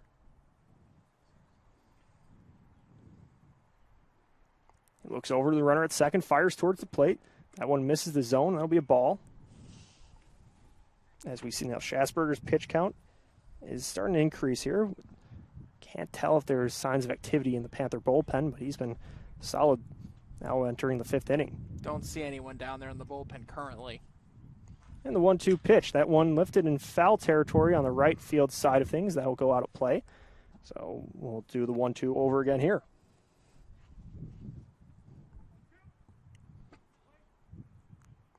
Ziebig on deck for the Oilmen. The top of the order here, trying to get some action going. If you're trying to erase a 7-run deficit, this is the part of the order you want up, being able to start fresh here and get some hits together. The 1-2 pitch. One again misses, so we'll go 2-2. So Rimkus reached base with the walk. He made it to second after Curcio singled, last batter up. So 2-2 pitch. High and outside, we'll go full here. And for Schasberger on the mound, there's not much he has to adjust, but now facing batters for the 3rd time, that's where you maybe try some different things. And now the payoff pitch here, that one rolls past his catcher right. That'll be a walk. That'll load the bases for the Oilmen here. Big spot here with just 1 out here in the top of the 5th inning. And this is Schasberger right now having to deal with some adversity. He hasn't had to deal with a whole ton of today. But the mentality you have to have here is this. You're just 1 well-placed ground ball away from this inning ending right here, and you're still up by 7 runs. So even if you let a lazy fly ball get into the outfield and score a run, it's still a 6-run ball game. There's no need to panic here. Just try to make your pitch. Focus on getting 1 out here. That's all you need. So Jack Ziebig comes up for the Oilmen, left-handed batter, fouls the first pitch away from Schasberger. We saw him single, come around and score the lone run of the day for the road team back in the 4th inning. Struck out in the 1st. He is responsible for that lone tally on the board. Now the 0-1 pitch, swing and a miss for strike 2. Perhaps the biggest spot of the day for Northwest Indiana as you have the bases loaded. Still the 1 out. Trailing by 7, you'll take as many of these runs as you can get across the plate here. You don't want to squander this opportunity. And the 1-2 pitch, or 0-2 pitch, that one's sent over to first base, and that squeaks out of the glove of Rhodes. So 1 run comes across the plate there. Ziebig makes his way over to first base, keeping the line moving and keeping the bases loaded for the Oilmen. Ooh, and that's a tough one right there. That was a play that really could have been made over there at first base, but the run does come on to score. So that's Rimkus coming across the plate. Oilmen now trail 8-2, as now David Marshall takes the first pitch for a ball. Marshall was one that just had one of the best days on Monday for the Oilmen with the 2 hits, both of them triples, 2 RBIs as well. Just seeing the ball very well, though. The Oilmen will certainly take some of that production today, however they can get it. Mentioned Aiden Wright, the new catcher behind the plate for the Panthers, was the designated hitter. Now he's putting down the gear. Pitch to Marshall. Fouled away. Looks like that got a piece of him too. So he walks a little gingerly out of the box there, hunched over near the dugout. That one might just sting for a little while.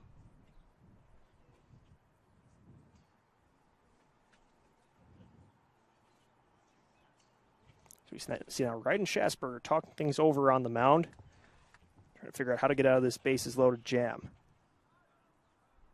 Yeah, for Anderson, 3 hits, 2 runs driven in, and 2 runs scored on Monday. Just about 9 of the 10 batters for the or players that took an at bat for the Oilmen on Monday recorded a hit. Anderson or Marshall had 2 hits to go with that win. So it'll be Ziebig on first base, Zarnecki on second, and Curcio on third. Marshall at the plate, Schassberger on the mound. He looks over at second base, turns, tries a pickoff move. The Oilmen find themselves in a bit of a jam. Panthers throw home, that is. Curcio in a rundown at third base, trying to evade things. He's moving towards the plate. Schassberger tags him out. So that'll be caught stealing. 16251 is Curcio. So he's the lead runner there. Zarnecki did advance to third base, and Ziebig got over to second, but the lead runner, perhaps the most important run, or base runner, gets out there. So Oilmen still have 2 runners in scoring position, but just a little bit trickier here with just the 2 outs. So now Schassberger fires towards Marshall at the plate. That one misses for a ball.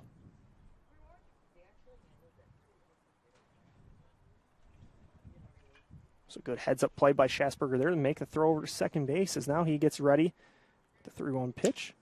That one driven over to Garrett at second base. He handles it, throws to first, and they get out of it. So the Oilmen are able to put up 1, but they feel they probably had potential for more. The score is Crestwood Panthers 8, Oilmen 2 on the Northwest Indiana Oilmen Broadcasting Network.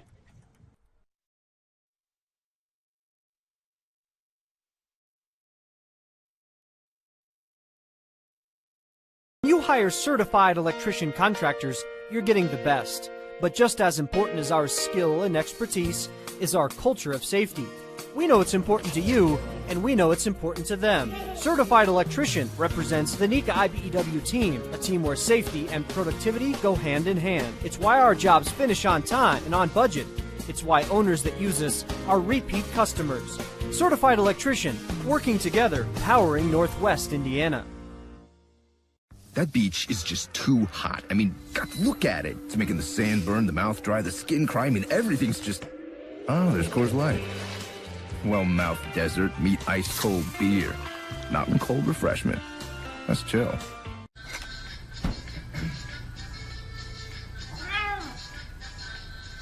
You didn't do anything wrong. You just didn't know Miller Lite has more taste and only 1 more calorie than Michelob Ultra. Now, you do.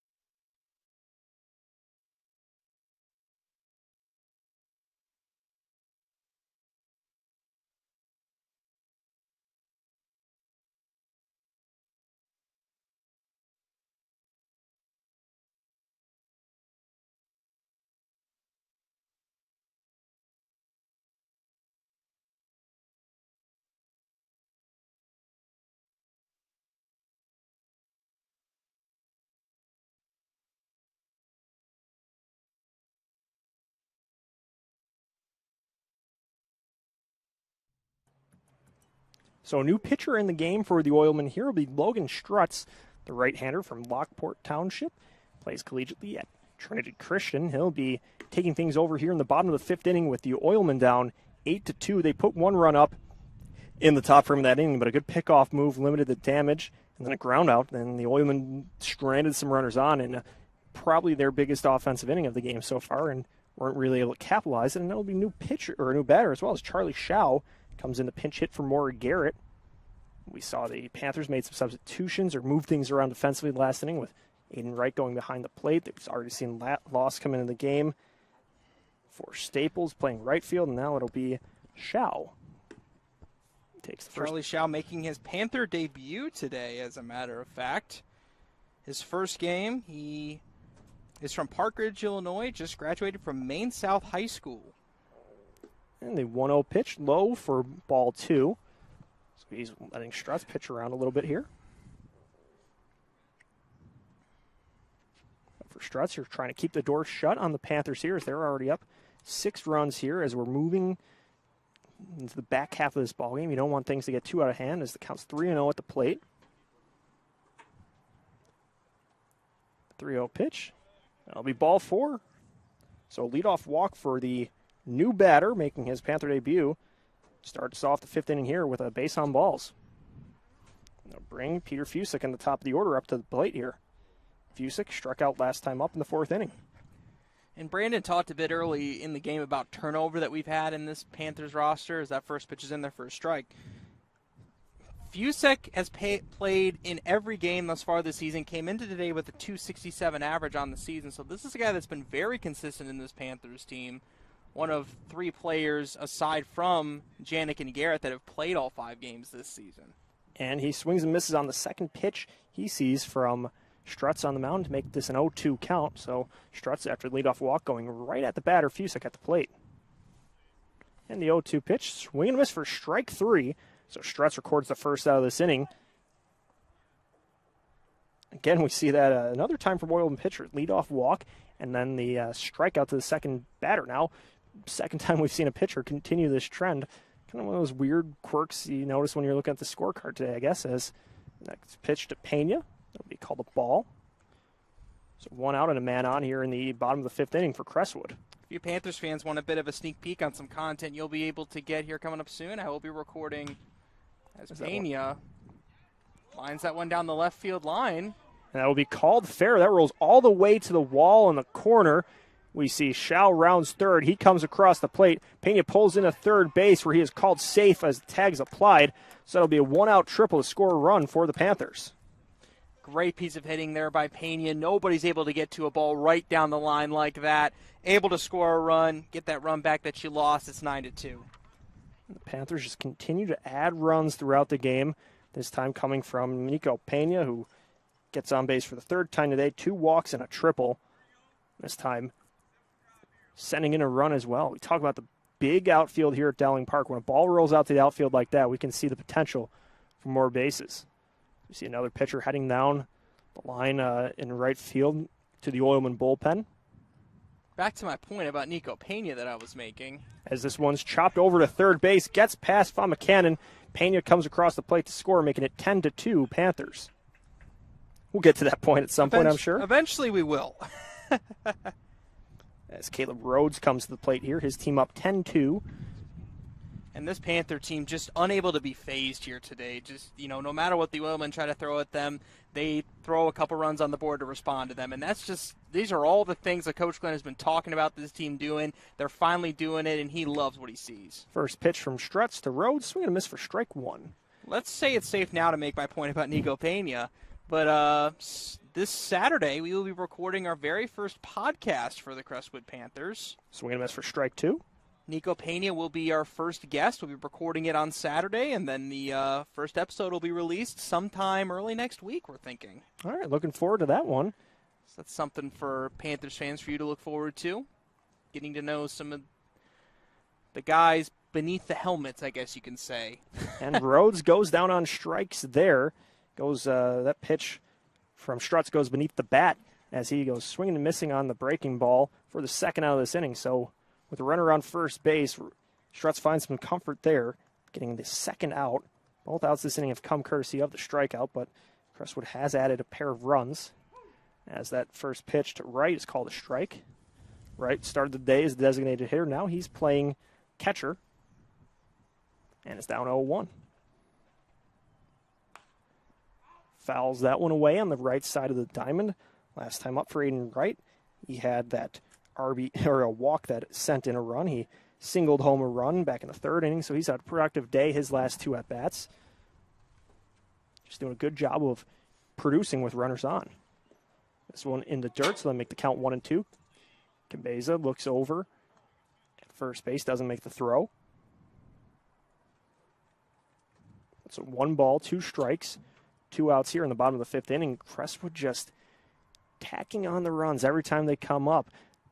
Maybe nothing crushed as we saw that triple. That wasn't the hardest hit ball, but as Wright fouls that one away, just doing a good job putting balls into the gaps, putting them all over the field with runners on base, putting their opportune runners in a position to come around and score. Wright has reached base 3 times today, 2 walks and a single. That curveball up high for ball 2, evens things up at 2. And so with 2 outs, there's 2 balls and 2 strikes. For Logan Strutz, the third pitcher of the day for the Oilmen here, but facing a similar fate to the first 2. Lots of runs on the board so far. No Oilman pitcher has had the answer for this red-hot Crestwood lineup so far. No one really has in Crestwood. There's just a lot more aggressiveness in the lineup here that we're seeing today. They're still waiting for the pitches that they're looking for, but when they get the pitches they're looking for, they're making hard, good, solid contact today. 2-2 pitch from Strutz. Fouled away by Wright, so he's batted away the last couple pitches. He's seen both of them down the left field side, so maybe he's swinging a little bit early at these offerings from Strutz.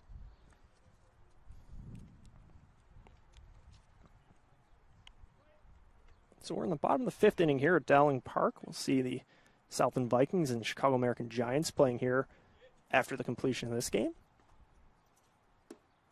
Wright lays off that one, makes it a full count here.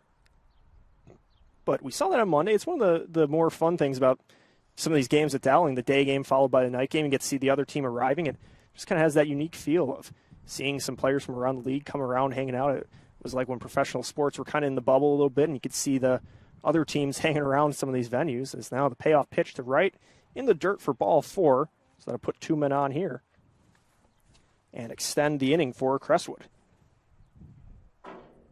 Yeah, it is. It kind of has that feeling of almost like a Little League tournament or something where you're waiting for your field to come up for your next game. It is kind of cool to see that. And, of course, we do thank, Dowling Park and the folks over at Purdue Northwest for allowing us to use this facility here this season in the Northern League. Adrian Swike at the box for the Panthers, and he skies this one to shallow right field, but that will be playable for Curcio, and he gets the glove on that, but not after the Panthers were able to send some runs across the plate.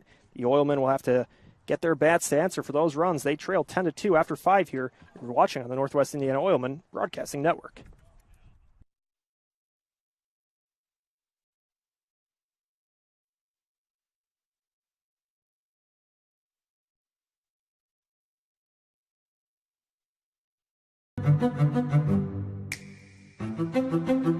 I've never seen ads on top of the roof where it's helping the community.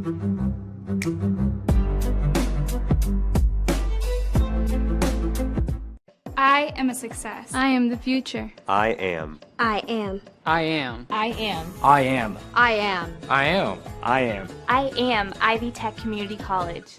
Are you?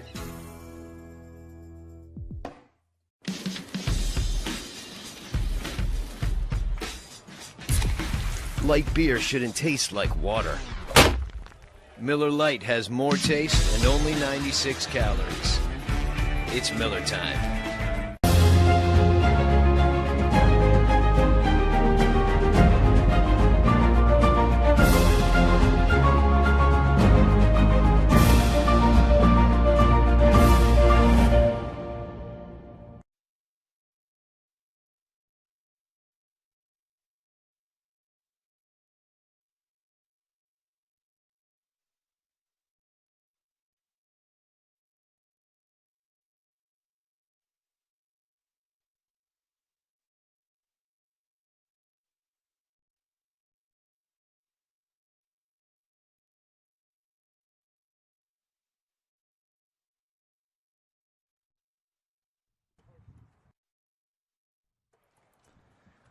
Back at Dowling Park in Hammond with Josh Lepowski and Leo Staudaher. Brandon Vickery back with you as we take it to inning number 6.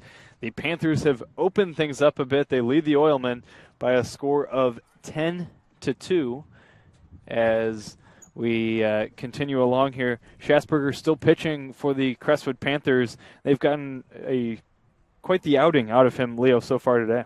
And he's just doing a good job, even after that last inning where he had the bases loaded, being able to get out of that, continuing to rack up the strikeouts, keep the walks down. And this is one of the longer outings we've seen from a pitcher early in the season, but he's certainly earned it as he's been able to keep the pitch count low by just throwing strikes up there. And that's something every manager wants to see.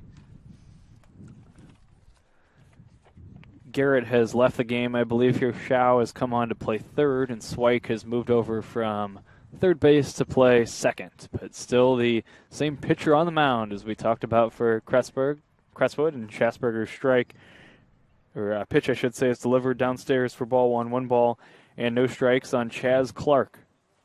Clark reached on an error his last time. He walked in the first. He's 0 for 1 officially. He swings and grounds this one to the right side. Tough play, no play for a diving Swike. This is a base hit into right, out of the reach of Swike, who lunged toward it, and his extended mitt, could not quite knock that ball down and keep it on the infield. It'll be a leadoff hit for the Oilmen in this 6th inning. This is an Oilmen offense that has some work to do, down 8 in the 6th. And we've seen that a few times where the Oilmen start off the inning with a hit, but then have struggled to get the base runners moving. But when you're trailing by 8 here, you got to do whatever you can, kind of go into desperation mode to get this runner across the plate and try to get other runners on base as well. Pickoff throw to first is not in time. Sebastian Cabeza standing in. He had a base hit in the 4th inning. Here comes the pitch on the way, taken for a strike, and the count 0-1.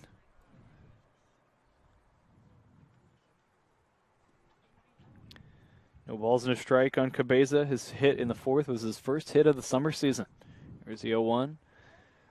It's a ball, count 1 ball and 1 strike on the Oilman catcher. The sun has come out, kind of an unusual weather day. Now it's bright and sunny and beautiful here in Dowling Park in Hammond.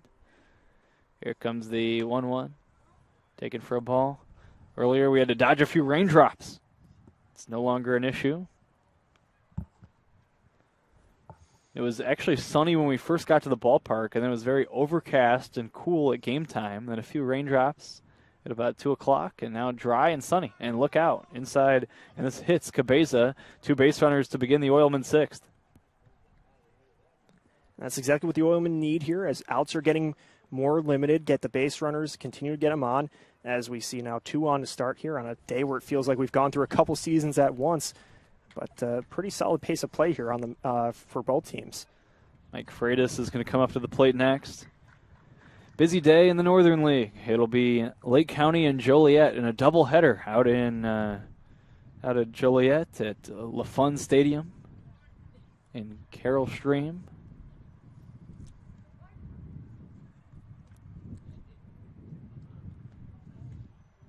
Here's the first pitch taken high for a ball. That'll be a good test for Joliet, the team we saw win the championship last season, facing the Corn Dogs, who we just saw for the first time this weekend. Certainly have good depth at both pitching and hitting, so 2 good teams playing 2 today. Yeah, Freitas swings and misses. You're right. That was a team that Adam Enright, the Oilman manager, told me after the 3-game series played between the 2 teams that they have a handful of the best position players in the league, and they have quality pitching. And you kind of combine those 2 things, you're probably going to have a pretty good ball club. Speaking about the Lake County Corn Dogs. And then facing a Generals team that returns a lot of their core from the championship squad. It should be a good measuring stick for both teams. Freitas takes high here. So that'll be a doubleheader today. We'll follow those results. It was the Generals all over the American Giants yesterday in a lopsided ball game by a score of 17-5. This is high for ball 4 on a 3-1 pitch to Freitas. Now the Oilmen have loaded the bases. They trail it by 8, but they've got a chance to get a little bit closer here with Fumacannon coming up, and the base is full of Oilmen. We saw the last inning that Schasberger and the Panthers were able to evade the bases loaded jam, which is 1 run coming across the plate. For the Oilmen this time around, you have to hope that you don't get the same result, that you need to get as many of these runs across as you can here, as you're trailing by a lot. Base is full of Oilmen. Here's a pitch outside for a ball. And time called. The catcher Wright wants to go have a word with Schasberger. I think if you're right here, you just want to talk to Schasberger and tell him about, look, you've been able to get these guys out earlier in the ball game. Just settle down a little bit. You don't need, you're up by 8 runs. You don't need to make the perfect pitch here. Just rely on your infielders and try to get an out here. Talking about the other games in the league, in addition to Lake County and Joliet, it'll be the American Giants and the Southland Vikings, as Leo alluded to in that 5th inning, right here at Dowling Park, a 5 p.m. first pitch. Between those 2 teams coming up a bit later on. This is high for a ball, and now it's 2 balls and no strikes. Schasberger, who has been so good all day long, is behind 2-0, bases full of Oilmen, and the bullpen is getting hot down the left field line. Buchanan 1 for 2. He singled and stole a base in the third, was left stranded at second. Here's the pitch to him. It's a strike called. Now it's 2-1. A good spot there by Schasberger, just barely catching the bottom part of the strike zone. Get the first strike of that at bat and put him back in control here. Here's a pitch high for a ball. Now it's 3 balls and 1 strike. Nowhere to put for Buchanan.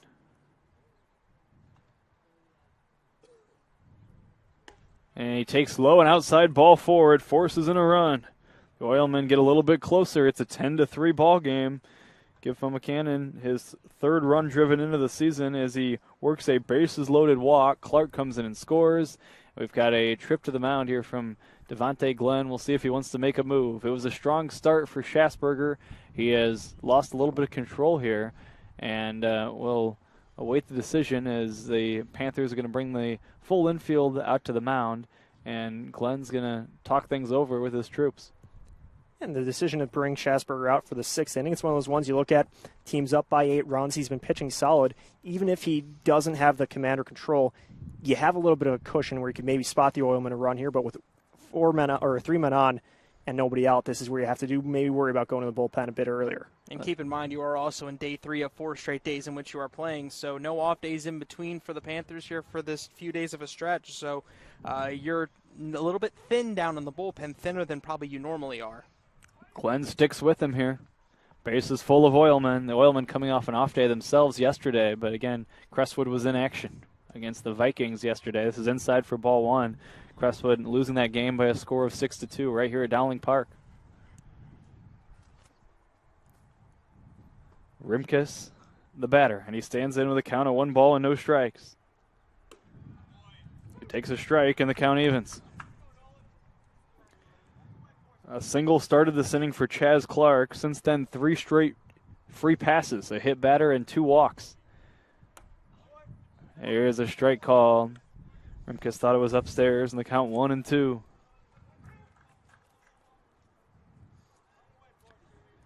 Base is full of Oilmen. They trail by 7. Here's the pitch. Swinging a sharply hit ball to third. This is picked up by Shao. He step on the bag 1, throw to first. That's going to be a double play. A run comes in and scores, but the Panthers will gladly trade the run for 2 outs there. No RBI for Rimkus as it goes as a 5-3 double play. But Cabeza comes in and scores. Now the day ends for Schasberger. So the final pitch he throws turns into a 5-3 double play, and we've got a pitching change coming up. Well, the Panthers will go to the bullpen. We'll be back to tell you about the new Panther hurler after this. It's Crestwood 10, Oilmen 4. Back with more in a moment on the Northwest Indiana Oilmen Broadcasting Network. We don't go to the office, we build it. This is a truism with Ironworkers Local 395 and the Northwest Indiana Contractors Association. Our goal is to exceed our customers' expectations. We provide a skilled, OSHA-trained, drug-free workforce, as well as many other certifications from our 4-year training program. Every time you hire an ironworker from Local 395, you should feel confident that you are receiving highly trained, highly skilled, and drug-free journeymen and apprentices who take their job and your project seriously. For more information, contact us at 219-763-7900 or ironworkers395.com. You guys are crushing it. See how 8 grams of healthy protein in Land of Frost premium meat gives you energy and keeps you full. Let's get those buns toasting, bread. Cheese, 10 more. Go. I'm getting shredded. Make the smart choice. Land of Frost Premium.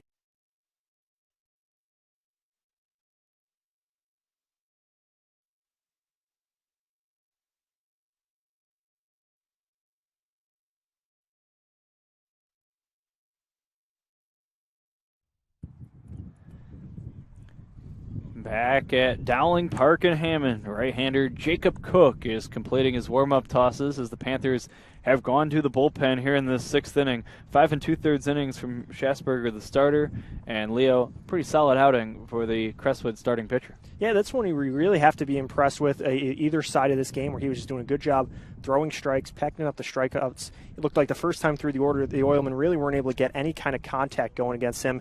It was a lot of weak contact to the infield, and by the time the third time they were facing him, they were able to drive some stuff together, but still really struggled against him. So just an overall good performance from the Crestwood starter. And Josh, a big play to end his day there. This was a real threat for the Oilmen. The Oilmen would have loved to get to the bullpen with the bases loaded and nobody out. Instead, the final pitch he throws is a 5-3 double play, although the Oilmen score a run on the play. 2 big outs for Crestwood. No, absolutely, you're right. That's just a tremendous play there. A run does score, but all of a sudden 2 outs, a man at second. It feels like a much more manageable inning here for Jake Cook. Dom Curcio to bat against Jake Cook, the new Crestwood pitcher. First pitch is high and outside for ball 1. Especially when you have a big lead, you'll gladly trade that run for 2 outs in that spot. And the Oilmen need to move a little closer in this 6th inning. They would like at least one more. Here comes the 1-0. Low for a ball. This is actually going to bounce up and hit the batter. And having to go back to second base will be Famacanon, the runner from second. Hit by pitch as Curcio reaches. The ball hit the turf first and then bounced up and hit him. And he gets his base, and there'll be runners at first and second with 2 down for Zarnacki. For the Oilmen, you'll take that. The first batter against a new pitcher gets on base with a hit by pitch. Not the most conventional way to get on base, but still, you certainly can't complain about base runners at this point in the game where you're trailing 6 in the top of the 6th inning here. Zarnacki out 4-3 his first time. He lined out to third in the 3rd. Then he walked in the 5th. Here's a bouncing ball foul, and it's 0-1. To go into physical therapy down the road and help athletes come back from injuries. Does Kyle Zarnacki. Had an injury of his own that he came back from, a dislocated finger that cost him a season. Had the COVID year before that. Here's a swing and a miss. He went too far on a pitch low and outside. Plans to commit to McKendry. And he is down in the count. No balls and 2 strikes. Runners at first and second with 2 down in the inning. Oilmen down 6. They'd like more in this inning. Here's a swing and a bouncing ball toward short. Difficult play deep in the hole at short, and there's going to be no play here. Probably a smart move by Dunn just to put it in his pocket. It's a ground ball single for Zarnacki, and the bases are going to be full of Oilmen with 2 down in the inning. Yeah, it's a slow roller over in that hole on the left side of the infield. That's tough for really any base in that instance, so good job to just eat it there for Dunn. And then you got 2 outs, so rely on your defense here as Jake Zabig comes up to the plate. Zabig is 1 for 3. He takes low for a ball.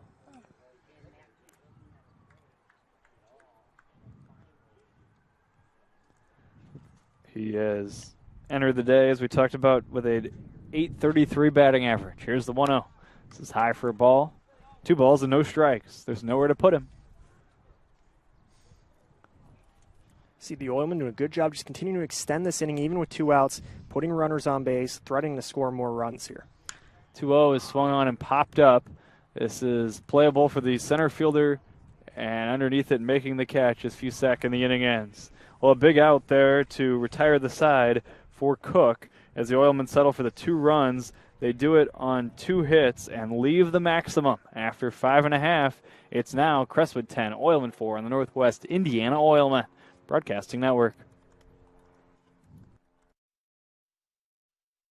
When you hire certified electrician contractors, you're getting the best. But just as important as our skill and expertise is our culture of safety. We know it's important to you, and we know it's important to them. Certified Electrician represents the NICA IBEW team, a team where safety and productivity go hand in hand. It's why our jobs finish on time and on budget. It's why owners that use us are repeat customers. Certified Electrician, working together, powering Northwest Indiana. That beach is just too hot. I mean, God, look at it. It's making the sand burn, the mouth dry, the skin cry. I mean, everything's just... Oh, there's Coors Light. Well, mouth desert, meet ice cold beer. Mountain cold refreshment. Let's chill.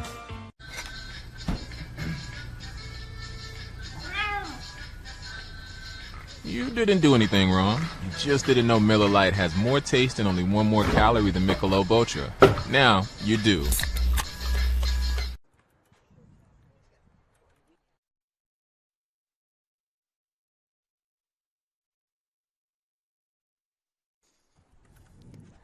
Back here at Dowling Park in Hammond, 10-4 the score in favor of Crestwood as we move to the bottom half of inning number 6.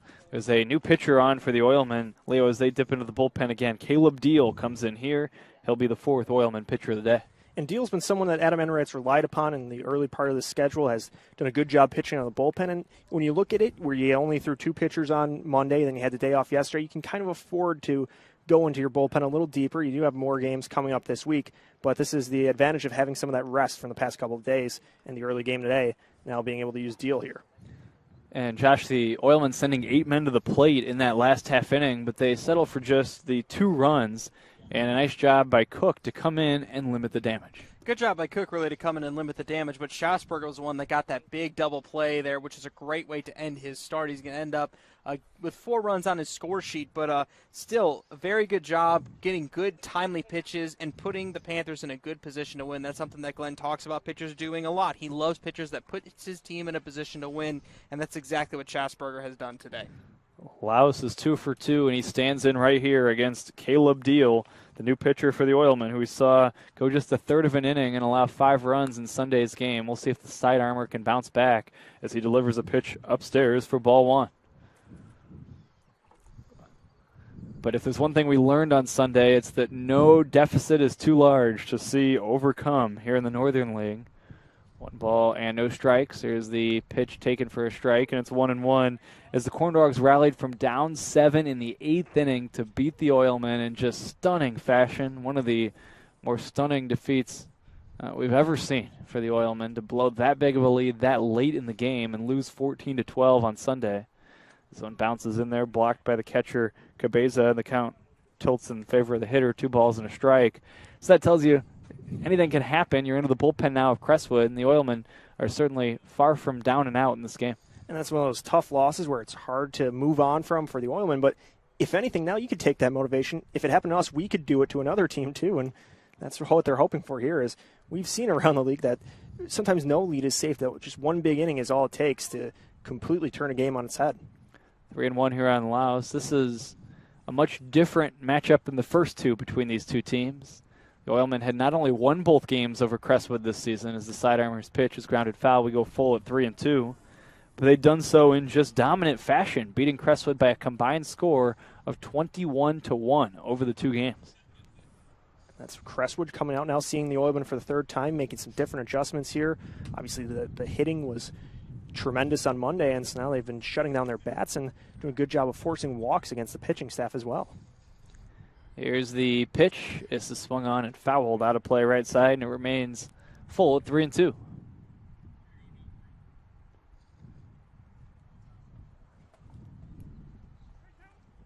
Another payoff pitch coming up here. Laos has been crucial since coming on as a pinch batter with 2 hits that have driven in several runs. Here's a line towards center. This is going to get down for a base hit. He is 3 for 3. He leads off the 6th with a single to center.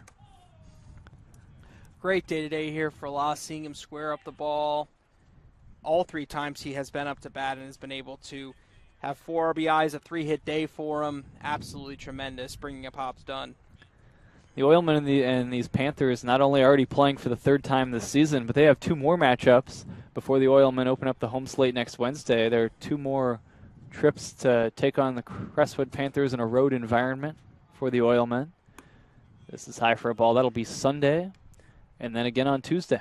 So both teams getting very familiar with each other as they just playing quite a lot throughout the start of the schedule here. I'm sure when the home opener rolls around next week, they'll be happy to finally see some other teams coming into Oil City Stadium. Well, first things first, they're happy to see somebody other than the Corn Dogs after they lost all 3 in kind of gut-wrenching fashion over the weekend, playing the Corn Dogs 3 times in a row. Women were happy to see the Panthers yesterday, or Monday, I should say, and won the game in lopsided fashion. This is high and outside for a ball, 2 balls and no strikes. Oilmen won 5 of the 8 meetings a year ago, and they have just dominated the all-time series with these Panthers, with the Oilmen entering play today at 32-8 all-time against Crestwood.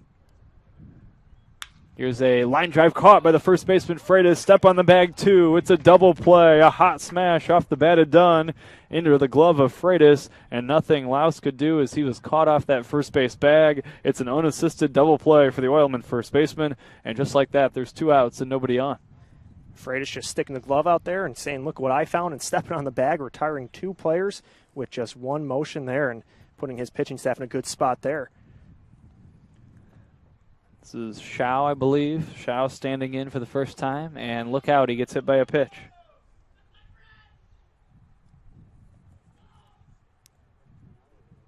One pitch, and he's aboard. That makes the double play even larger a moment ago. Now the top of the order, and Fusek. And that's where that double play just gets emphasized as even more important there, is now instead of having 2 men on and 1 out, you have 1 man on, 2 outs, and still pretty close to getting out of this inning here for Deal on the mound. Here's the set from Deal. The sidearmers pitch low and in for a ball, and it's 1-0.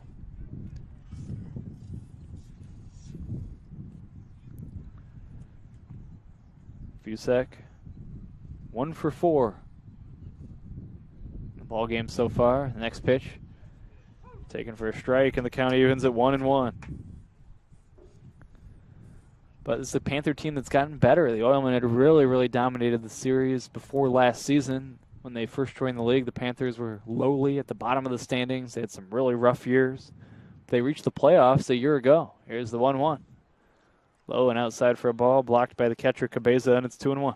Coach Glenn is very optimistic about where Crestwood is heading this season after, their second game of the season against the Oilmen where they lost. He said he feels good about where this team's at. He feels like that this team has a lot of potential to make some noise this season in the Northern League. 2 balls and 1 strike on Fusek. Here comes the pitch on the way. This is high for ball 3, 3-1. Just remembering the excitement when the Panthers played in their first playoff game last season, how excited Isaac Valdez was. The broadcaster John Zagul was just thrilled about the team finally making the playoffs. You could just tell for the Panthers this was turning a corner, but they were hoping it would become the norm here, continuing to appear in the postseason in the Northern League now. John was the broadcaster for Crestwood for each of the last 3 seasons before giving way to Josh this year. Here comes the 3-1. Swinging a tapper in front of home plate. This is going to be picked up by Deal. He throws to first in time.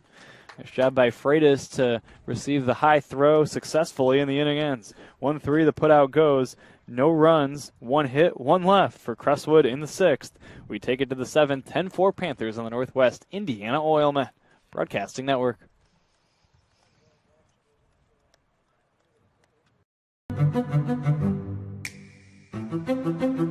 I've never seen ads on top of the roof where it's helping the community.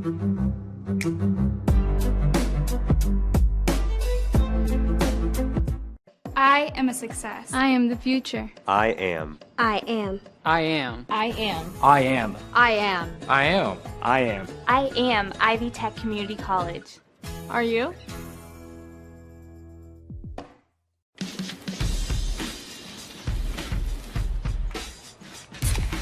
Light beer shouldn't taste like water. Miller Lite has more taste and only 96 calories. It's Miller time.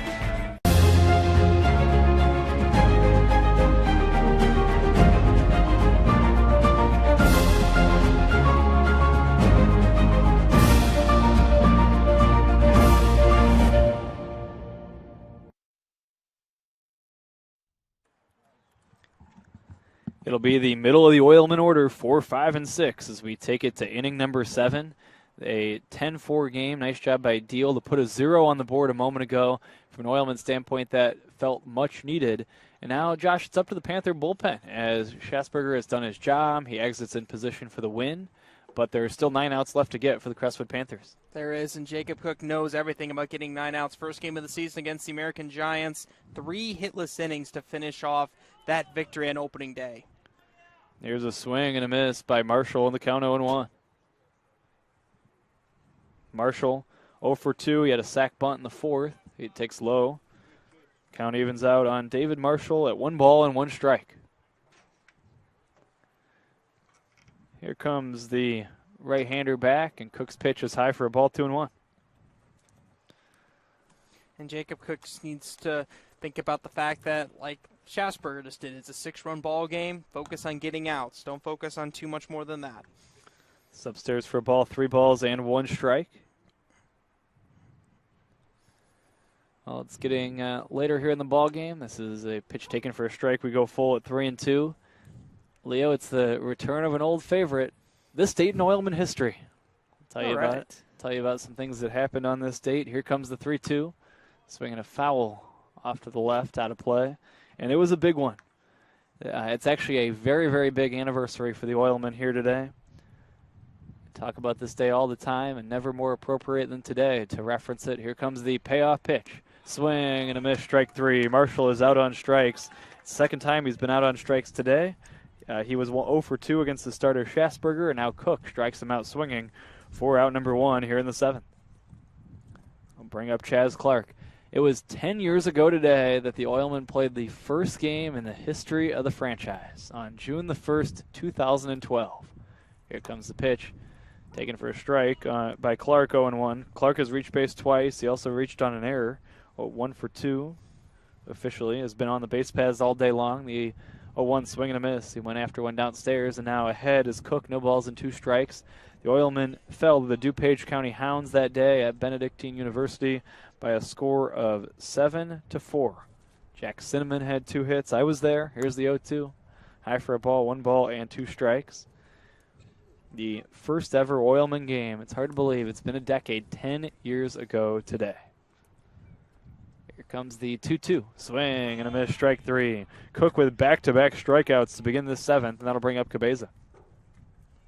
Cook just doing a good job mowing through these first 2 batters, just throwing strikes. And that one with Cook had some good action on his pitches where he was just swinging above those. Some good bite on those breaking balls as well, just to keep him dancing around the zone there for 2 strikeouts. Here's the pitch to Cabeza, high for a ball. On this date in 2014, the Oilmen lost 17-5 at Lexington against the Snipes.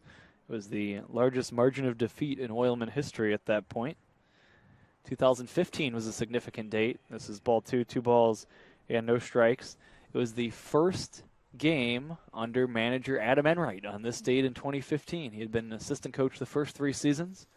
He took over as the manager. Here's a bouncing ball left side. This is going to be the shortstop to wait back on it. Dunn, his throw to first is in time. Nice scoop by Rhodes on the other end. Play goes 6-3. Oilmen go 1-2-3 in the 7th. It's time to stretch at Dowling. It's the Panthers 10 and the Oilmen 4. We're back with more in a moment on the Northwest Indiana Oilmen Broadcasting Network.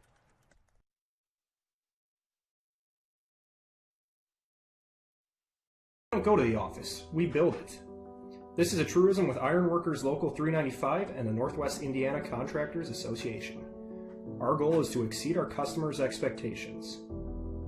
We provide a skilled, OSHA-trained, drug-free workforce, as well as many other certifications from our 4-year training program. Every time you hire an ironworker from Local 395, you should feel confident that you are receiving highly trained, highly skilled, and drug-free journeymen and apprentices who take their job and your project seriously. For more information, contact us at 219-763-7900 or ironworkers395.com. You guys are crushing it. See how 8 grams of healthy protein in Land of Frost premium meat gives you energy and keeps you full. Let's get those buns toasted and bread. Cheese, 10 more. Go. I'm getting shredded. Make the smart choice. Land of Frost Premium.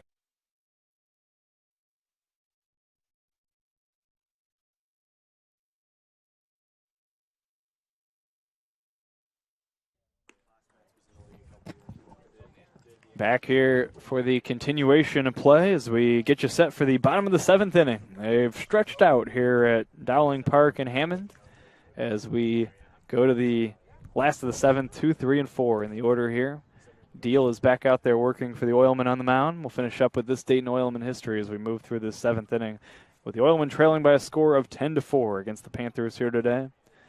but it was the first ever game under Adam Enright. It was at Joliet Junior College against the Joliet Admirals, and the Oilmen winning back in 2015. Leo won this date by a score of 5-2. Now Adam Enright back for his second stint, leading the team and his first year of stint number 2 this season. It's just great to see him back with the Oilmen here, hoping to bring some steadiness to the manager position and continue the winning tradition that he helped establish here with the Oilmen. First pitch here, low and outside for a ball.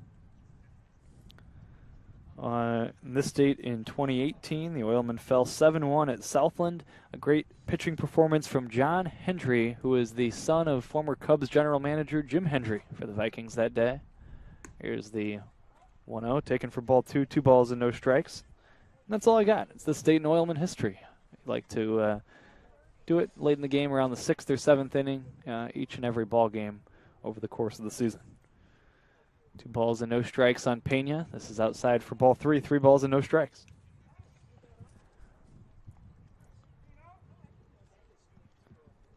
Oilmen pitching falling behind more than they would like in the count today, and deals behind here 3-0. Here's the pitch to Pena. Taking ball 4, 4-pitch walk, and the Oilmen have struggled a little bit to throw strikes today.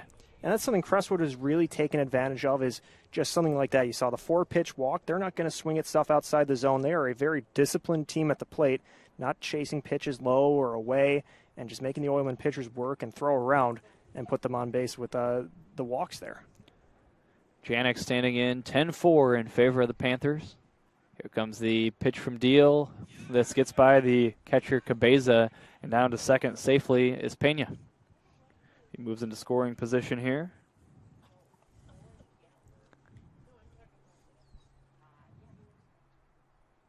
That's good heads-up base running there by Pena to take advantage of that ball going all the way to the backstop. 1 ball, no strikes on Janik. He's had a big day. He's been on base 3 times. He did strike out once, but he's been on in his other 3 plate appearances, a walk and 2 hits. Here's the pitch to him. It's taken for a strike, and the count evens out at 1-1. You know, Brandon, you were talking about this day in Oilmen history. I have an interesting note for this day in baseball history, just in general. Yeah, we'll take it here after this pitch. Yeah. 1 ball, 1 strike. First day of June. Here's the 1-1 to Janik. Swinging a line drive toward left. Is going to hang up there for Marshall, the left fielder. He gloves it, holding at second. Pena now 1 away. Josh, go ahead. Lou Gehrig on this day in 1925 begins his consecutive game streak. That famous record that he held for many, many years before it was broken by Cal Ripken in 1995. Wow, very, very interesting. It was his first game of the streak. Was it he who replaced Wally Pipp, who missed that game with a headache, or was that Joe DiMaggio? He replaced Wally Pipp the next day. This day he was a pinch hitter. Got it. In a game, and then he took over for Wally Pipp, who had a headache the very next day. This is low for a ball, 1 ball and no strikes, and it began that long streak. And now whenever a player maybe misses a game due to a minor bump or bruise and his replacement has a big day, you'll hear the phrase, "Remember Wally Pipp." Never got back in the lineup again after Gehrig took over for him that one day. This is taken for a strike, and it's 1-1.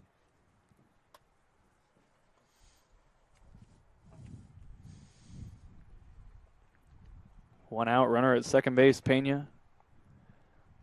Of course, next week we'll have the return of another favorite to our broadcast. A real fan favorite. Here comes the 1-1. This is taken high for a ball. That, of course, is the Beat the Bork trivia game. We'll have that over a number of our home games throughout the season. I think David took the crown last season, but I've been brushing up on my baseball trivia. I don't have a book like he does, but hoping to get back in the win column this season. 2 balls and a strike here on Rhodes. I think you held your own nicely, Leo, a year ago. Here's the pitch. This is bounced, high bouncer toward first, navigating the hot Freitas. He races it to the bag in time, winning the foot race with Rhodes, who bounced one toward first, and he bounces out for the second out of this inning, advancing to third safely as Pena, but now 2 gone for Wright. So now even with the runner advancing to third, Deal can still be in a comfortable spot here as he was able to get that ground out to first base there. He's 1 out away from getting out of this, and Deal has just been probably more comfortable than some of the other Oilmen pitchers today, just throwing strikes and being able to get contact like that. We saw the fly out to left and then that grounder there, just throwing balls that could be hit and letting his defense take care of it for him. Aiden Wright takes high for a ball. 1 ball and no strikes. There's another set of brothers. We talked about the Wright brothers earlier. Not Orville and Wilbur, but Aiden Wright and his brothers. 1 ball, no strikes, the count on him. Taking the lead from third, Pena. Get to this point in a moment. Here comes the 1-0. Low and in for a ball, 2 balls and no strikes. There's another set of brothers, the Napletons, that were in the league. All 3. Marty played for the Lakers. Frank and Luke, both seeing time with the Vikings and the Oilmen. So Luke last season, probably one of the best defensive catchers in the league last year, doing a good job catching the combined game no-hitter we saw last year and providing some good offense at the plate as well. 2-0 here is a strike, and it's 2-1. Wright has had a big day. He has been on base all day long, although 3 of the 4 times it was via the base on ball. So he has 1 hit and is 1 for 1 officially with 3 walks.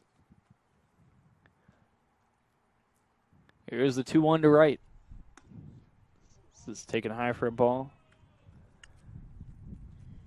AJ Wright, I can't remember the exact number of TikTok followers, but it was quite a few. Certainly had a large following across multiple platforms from what I recall. 3-1. Not too big on the TikTok. Don't have much of a presence there. 3 balls and a strike on Wright. Here comes the pitch on the way. This is outside for ball 4. Wright has been patient all day, and he has drawn 4 walks, Josh, and he's on base for the 5th time today. Yeah, and that's just something that the Panthers simply love to do.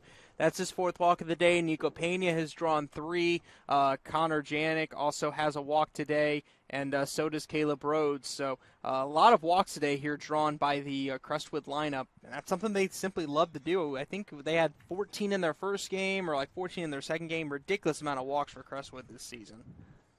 Swike standing in here. First pitch from Deal. Here's a ground ball toward third, scooped up by the third baseman. Go to second, 1, and that is the fielder's choice to end the inning. The unusual decision to go to second there by Fu McCannon with 2 outs in the inning, but it pays off nonetheless. It goes as the fielder's choice. 5-4 in the inning ends. The Panthers get no runs, no hits, and they strand 2. We've played 7. It remains Crestwood 10, Oilmen 4 on the Northwest Indiana Oilmen Broadcasting Network. You hire certified electrician contractors, you're getting the best. But just as important as our skill and expertise is our culture of safety. We know it's important to you, and we know it's important to them. Certified Electrician represents the NECA IBEW team, a team where safety and productivity go hand in hand. It's why our jobs finish on time and on budget. It's why owners that use us are repeat customers. Certified Electrician, working together, powering Northwest Indiana.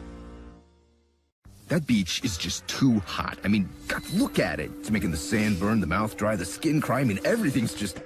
Oh, there's Coors Light. Well-mouthed desert, meet ice-cold beer. Mountain cold refreshment. That's chill.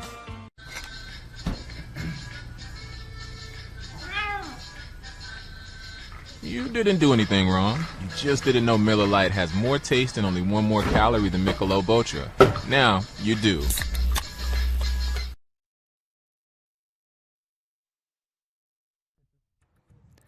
Back here at Dowling Park, Jacob Cook still working for the Crestwood Panthers as we reach the 8th inning. It's getting late in the game.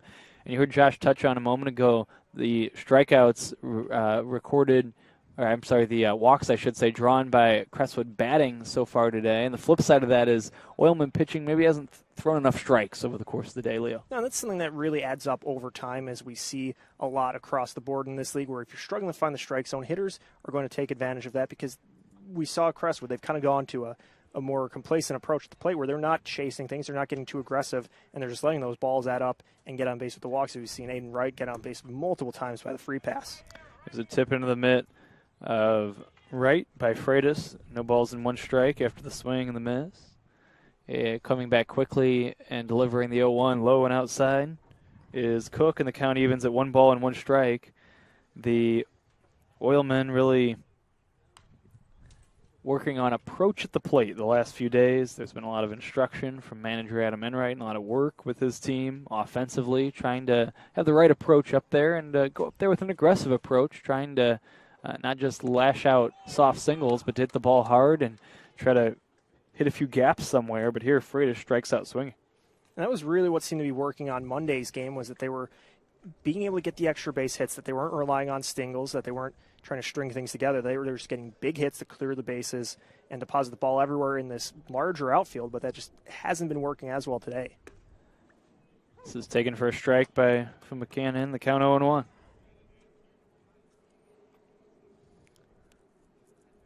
They want to do as much damage as possible offensively. Here's a swing and a miss. And they're going to need to rally in these late innings. They're down to just 5 outs left to work with, and they trail the game by half a dozen. And Jacob Cook is not giving up a lot of contact. He has struck out 3 of the last 4 batters that he has faced. A good point. He has 2 strikes here. Next pitch is tapped foul, and it remains 0-2. Matt Vituli in the third base coaching box. He's returned to the Oilmen coaching staff. He was the assistant under Adam Enright during the last stint. And then he became the manager of the Joliet Generals for a few seasons. Here comes the pitch, taken outside for a ball. They really, really struggled under Matt Vituli, and he was eventually replaced by Joe Silva a year ago. Now he's back in the league on Adam Enright's staff here. Here comes the 1-2. This is a line drive to right. That's going to be a base hit for McCannon. He shoots one the other way. The right-handed batter sends one to right field, and that's the first hit of the inning. The Oilmen have their first hit against Cook after he sent the side down in order in the 7th. He did, after he came in, allow a single in that 6th inning, but there's a runner on first here with 1 away, and that'll bring up Rimkus.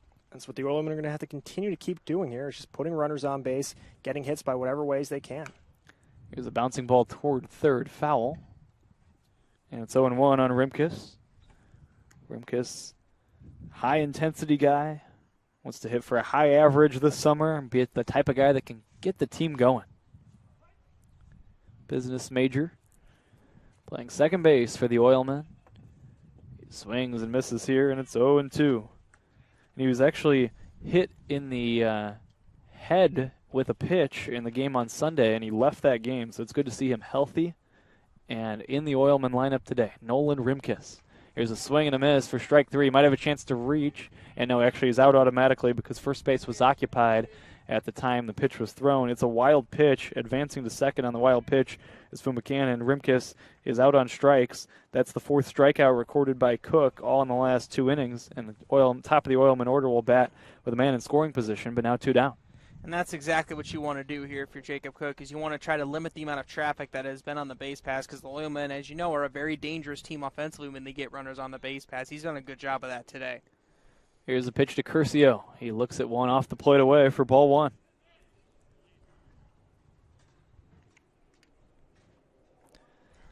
Curcio 1 for 3. He has struck out twice, singled, and was hit by a pitch. Here's the 1-0 to him. Way high and outside, 2-0.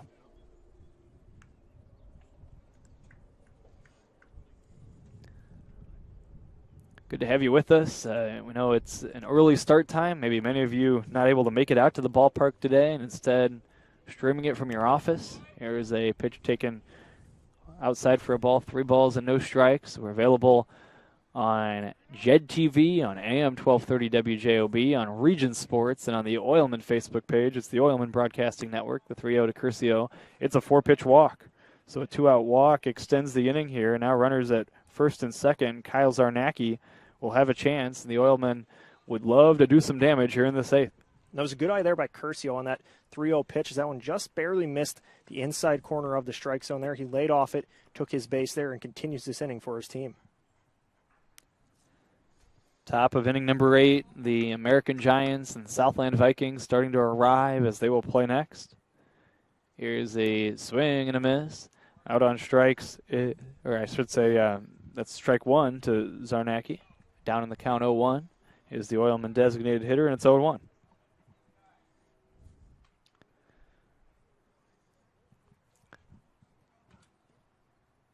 Here comes the 0-1. Swinging a bouncing ball toward third, step on the bag, and that's the force. That's the inning for the third baseman Shaw as the side is retired. Oilmen, no runs, 1 hit, and they leave 2. After 7.5, it remains Crestwood 10, Oilmen 4 on the Northwest Indiana Oilmen Broadcasting Network.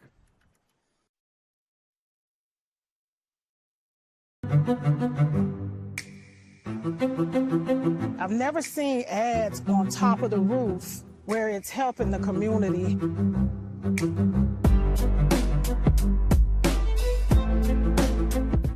I am a success. I am the future. I am. I am. I am. I am. I am. I am. I am. I am. I am Ivy Tech Community College. Are you?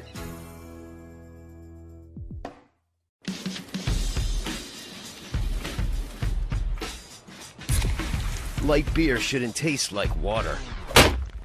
Miller Lite has more taste and only 96 calories. It's Miller time.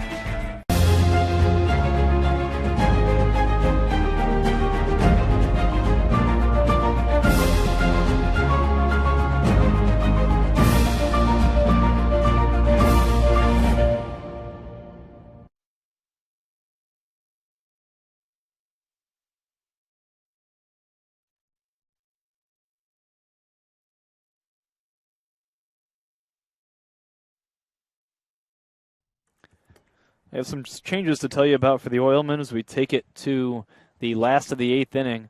Mike Freitas, who's been the first baseman to this point in the game, has moved to the mound, so he will take over on the rubber for the Oilmen. And there's a new first baseman who was the designated hitter before. It's Kyle Zarnacki. So the Oilmen will keep the same 1 through 9. They will lose the DH with the pitcher now in the batting lineup. That's Freitas. He hits 7th. And the first baseman is Zarnacki. He was the DH, and he's still hitting 2nd in the Oilmen batting order.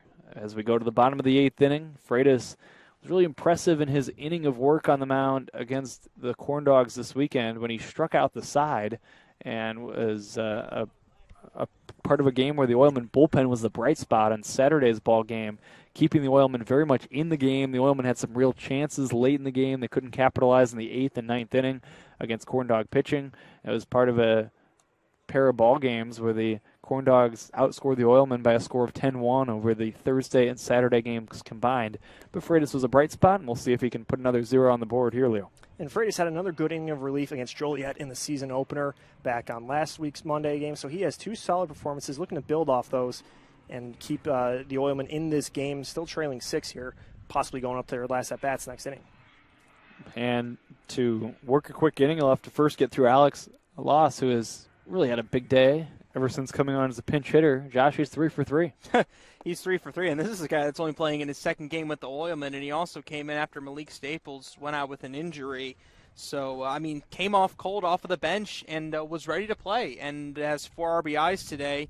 And you take away his hits off of the board, and keep in mind, both those RBI doubles were with 2 outs. Take those off the board, it's a 6-4 ballgame. It feels a lot different at this point than it does. So, huge day for Alex Loss. Cracks one foul here, and the count evens out at 1-1. Bottom of the 8th inning. Good to have you with us on the Oilmen Broadcasting Network. The Panthers lead the Oilmen by a score of 10-4. They did a lot of their damage in the 3rd and 4th innings, did Crestwood. This is low and in for a ball, 2-1. Rather than just one big inning, Crestwood was able to just put consistent runs up in multiple innings and just kind of keep adding on against the Oilmen here. 2 balls and a strike from the new Oilman pitcher, Freitas. Here's the pitch taken for a strike called. It's 2-2. The American Giants will play the Vikings here in just a little while, and then the Giants will be the opponent for the Oilmen tomorrow. That'll be a 5 o'clock game. Leo and I will have it for you on Chicago's south side. Here comes the pitch, low for a ball, and the count goes full at 3-2. And it'll be at Illinois Tech, a 5 p.m. start tomorrow for the Oilmen and the Giants. Giants, again, one of the newer teams in the league in their 2nd season. It'll be exciting to see what they can do in year 2, as they showed some promise last season before just missing the playoffs. They're owned by Karan Walker, who is a scout in the Cubs organization as well. 3 balls and 2 strikes on Loss. Here comes the payoff pitch. Swinging a ground ball up the middle. It hits off the bag. This is another base hit. Loss has 4 hits off the bench for Crestwood, as this one deflects off the second base bag and into shallow center for a leadoff single here in the 8th. That probably would have been a base hit regardless, but I think that just speaks to how this day has gone here for Alex Loss. He's just been able to put the ball exactly where he's wanted to every single time he's come up to bat. Now it's Hobbs Dunn standing in next.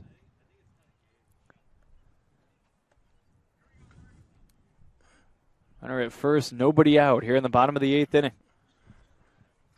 Giants, talking about the Giants, they're managed by DeAndre Gilmore, who was the manager of the MCL Minutemen a year ago.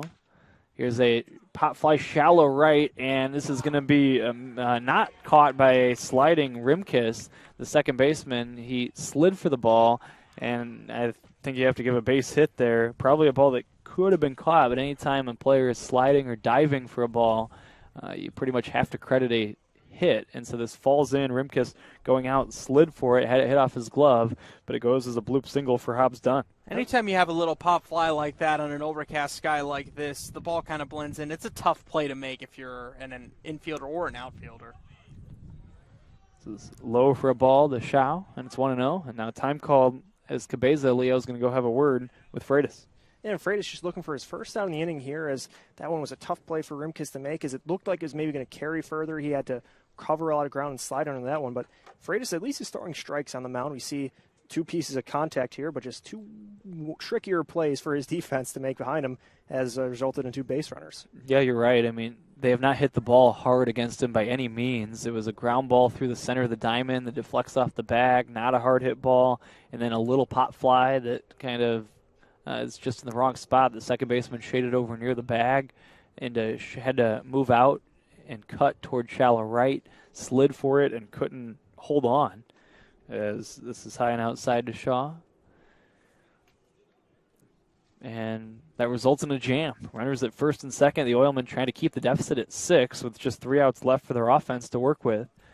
And nobody out for the Panthers in this inning. Here's a ground ball towards second. Rimkus for redemption. Goes to second one. The relay throw will not be made. And it goes 4-6 on the fielder's choice. Out at second is Hobbs Dunn. Advancing to third is Loss. And that will be the first out here in this inning. So at least the Oilmen are able to get one there, as now they have the runners on the corners, but still that double play being a possible factor. Let me see maybe if Crestwood tries for a steal here to move the runner to second base, but still 1 out puts them in a little bit more of a comfortable spot here than just the 0 outs on the board. Fusick takes a strike call on the lower inner portion of the zone. It's 0-1. 7 different Oilmen came into play today, hitting above 300. So several Oilmen, really strong starts to the young season so far, despite 2 games where Corn Dog pitching was really dominant against them. 0-1 low for a ball, 1-1. The Lake County Corn Dogs, the league's newest team, sweeping the Northern League weekly awards that were announced on Monday, including Frank Plezak, who really shut down the Oilmen on Saturday.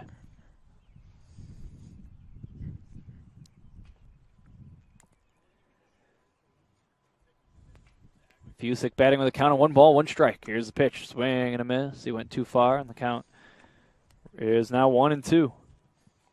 Big opening week for the Corn Dogs, though, picking up the player awards and then the sweep over the Oilmen. They certainly made their presence to the league felt. Yeah, I'll be interested to track the Generals Corn Dogs doubleheader that's just underway, probably or getting ready to get underway out at Joliet. Here's a grounder foul left side, and the count remains 1-2. About 20 minutes from first pitch there. 1 ball, 2 strikes on Fusick. Runners take their leads from first and third. 1 out here in the 8th. Here's the pitch on the way. Swinging a crack foul down the right field line, over and not able to get there is Curcio. There's a lot of room in foul territory. It was in play, but it was near the sidewall, and it was too far for Curcio to go to make a play on it, and it remains 1-2.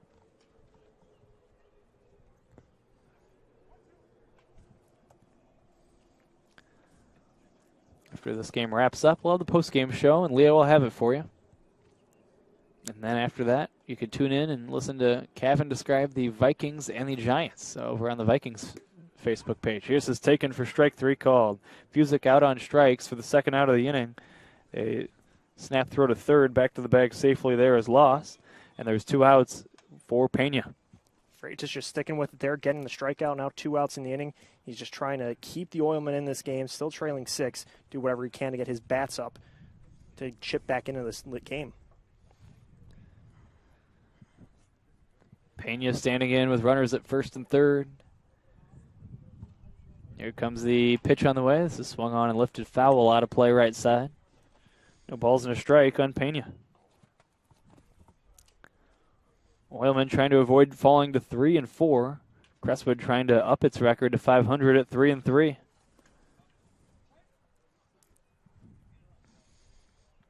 Oilmen, though, winless in the games that I've called so far this season. Leo has had much more success when leading the charge. This is high for a ball, wild pitch, as Cabeza can't glove it. It was a tough play for him upstairs. And it goes as not only ball one, but also another run coming in and scoring as Loss crosses the dish. Shao down to second safely on that same wild pitch. And the Panthers have tacked on. It's 11-4. That's one that really hurts for the Oilmen, is they're 1 out away from getting out of this inning, and then you give up the wild pitch for the run there just to make it a little bit tougher to come back into this game. 1 ball, 1 strike on Pena. Lead at second for Shaw. Here's the pitch, swing and a miss, and the count 1-2.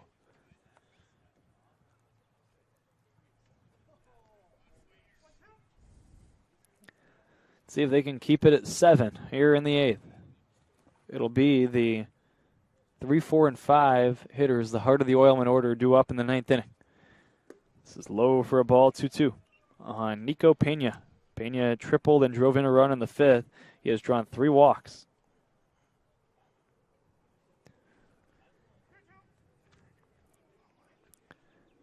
Two balls and 2 strikes on Pena. Lead at second for Shaw. Here comes the pitch on the way. This is swung on and lifted to right. Pretty well hit. Back on it, Curcio, and going back, he makes a nice over-the-shoulder grab to retire the side. But not before the Panthers tack on one more. They do it on a pair of hits, and they leave 1 runner, or 2 runners. They make that 1 runner left stranded on base. We've played 8. It is now Crestwood 11, Oilmen 4 on the Northwest Indiana Oilmen Broadcasting Network. We don't go to the office, we build it. This is a truism with Ironworkers Local 395 and the Northwest Indiana Contractors Association. Our goal is to exceed our customers' expectations. We provide a skilled, OSHA-trained, drug-free workforce, as well as many other certifications from our 4-year training program. Every time you hire an ironworker from Local 395, you should feel confident that you are receiving highly trained, highly skilled, and drug-free journeymen and apprentices who take their job and your project seriously. For more information, contact us at 219-763-7900 or ironworkers395.com.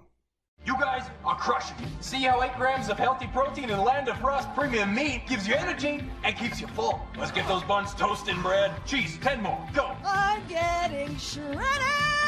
Make the smart choice. Land of Frost Premium.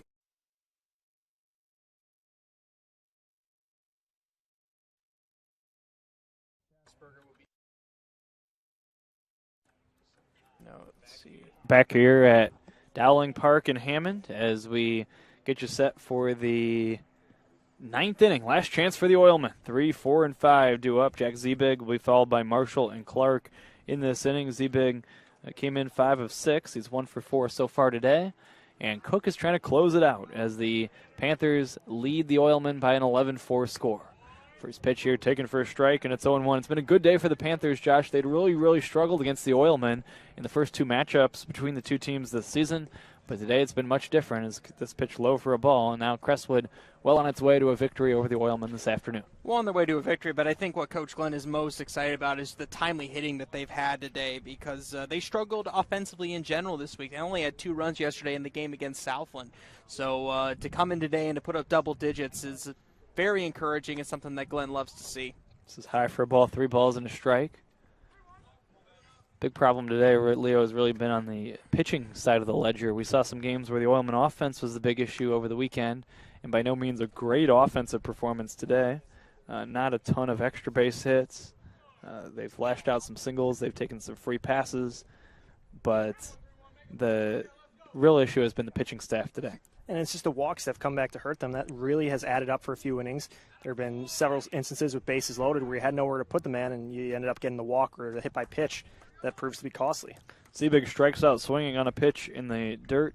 Wright throws to first to complete the out, and that's out number 1. They'll bring up Marshall.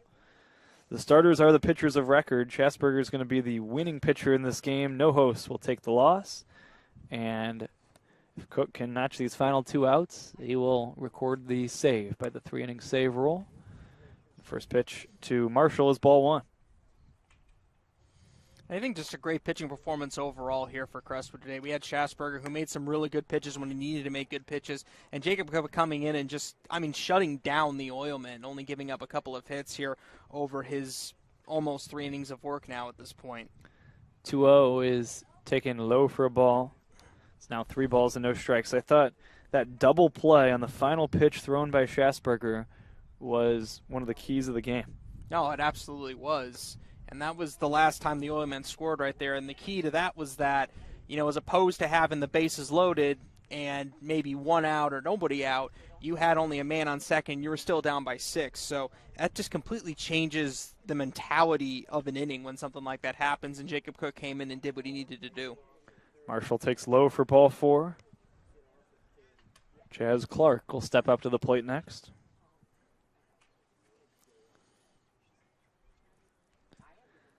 This is high for a ball. 1 ball, no strikes on Clark.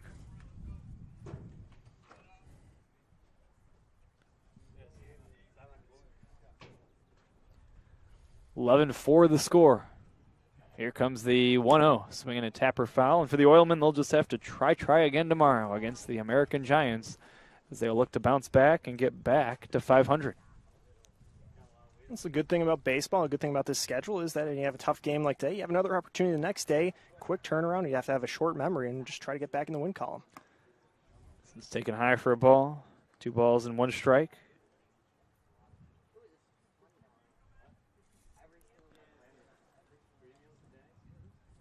Here's the set for the 2-1.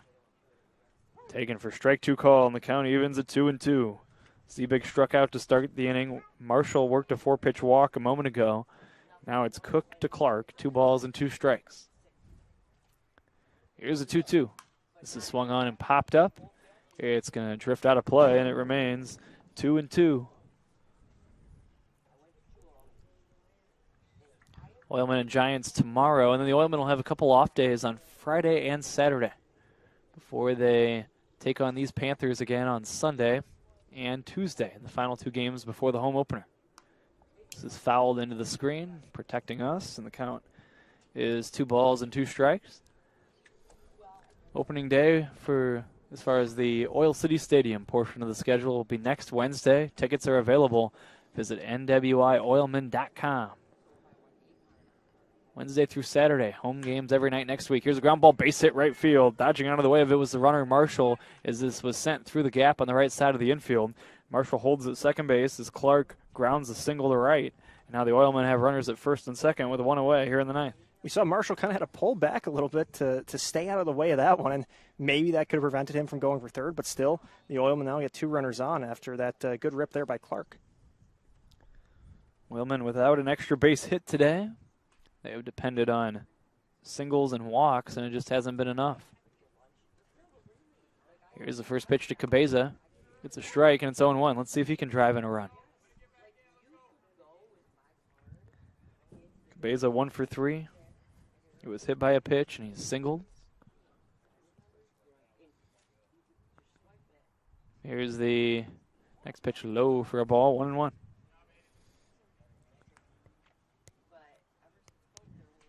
So Oilmen will have a few off days coming up. That'll be a good thing for this pitching staff early in the season.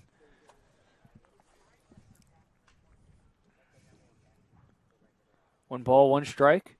Here comes the pitch on the way. It's taken low for a ball, 2-1.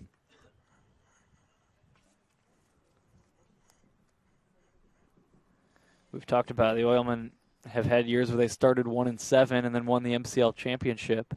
So Adam Enright's team not hitting the panic button just yet. Here's a line drive to third. Great play by the third baseman, Shaw, and that's all. As Shaw, the third baseman, made the catch on the hot smash off the bat of Cabeza. That turns into out number 2, and a good job by Marshall and Clark to scamper back to their respective bases without being doubled up. That right there is why they call third base the hot corner, and a great play over there by Shaw at third base, snagging it out of the air, taking away a base hit, and potentially taking away a run. Now Freitas with 2 outs and 2 on. Oilmen pitcher takes low and in for ball one. Talking about not hitting the panic button, I think one thing to remember is Oilmen are still getting closer and closer to full strength too, so they're getting used to playing with their full team here and probably will start hitting their stride as they get more familiar playing with the team. This is swung on and fouled out of play. Good point. That's one reason the Oilmen have sometimes struggled early in the year is you don't have all your pieces yet. Many of your players are finishing up their spring seasons, especially this year with the season starting so early. There were a lot of temporary players used in the league to get through the first week or so, with many of the actual players finishing up their spring seasons. This is fouled. It's 1-2. So across the league, you really don't have a good sense yet of what every ball club's going to look like because we haven't seen all the teams at full strength. 1-2 on Freitas. Runners at first and second, 2 outs here, 9th inning. Here's a pitch low for a ball. Count evens out at 2-2. Bright sunshine overhead at Dowling Park. First of 2 Northern League games at this facility here today with the Giants and Vikings standing by. Here's a 2-2 to Freitas. Swing and a miss, strike 3. Tag applied to complete the out, and that's the way this one comes to a close. The Panthers with a strong performance today as they beat the Oilmen for the first time this season, topping Northwest Indiana by a score of 11-4. The Oilmen slip to 3-4. The Panthers see their record climb to 3-3 here on the young Northern League season. Thanks to everybody involved with our broadcast. We're going to send it away to the post-game show, and Leah will have that for you in just a moment. Well, I'll talk to you again tomorrow. Our game begins at 5 o'clock between the Oilmen and the Chicago American Giants, as that one will be along most of these same networks as part of Region Sports and Jed TV and JOB, and we thank everybody along all of those networks for being a part of our broadcast today. For Josh Lepowski and Leo Staudaher, Brenna Vickery saying, I hope you enjoyed, and please stay tuned for Leo's postgame show. It's next on the Northwest Indiana Oilmen Broadcasting Network.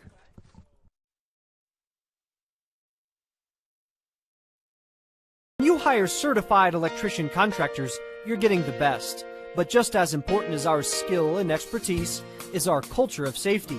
We know it's important to you, and we know it's important to them. Certified Electrician represents the NECA IBEW team, a team where safety and productivity go hand in hand. It's why our jobs finish on time and on budget. It's why owners that use us are repeat customers. Certified Electrician, working together, powering Northwest Indiana. That beach is just too hot. I mean, God, look at it. It's making the sand burn, the mouth dry, the skin cry. I mean, everything's just... Oh, there's Coors Light. Well-mouthed desert, meet ice-cold beer. Not in cold refreshment. Let's chill.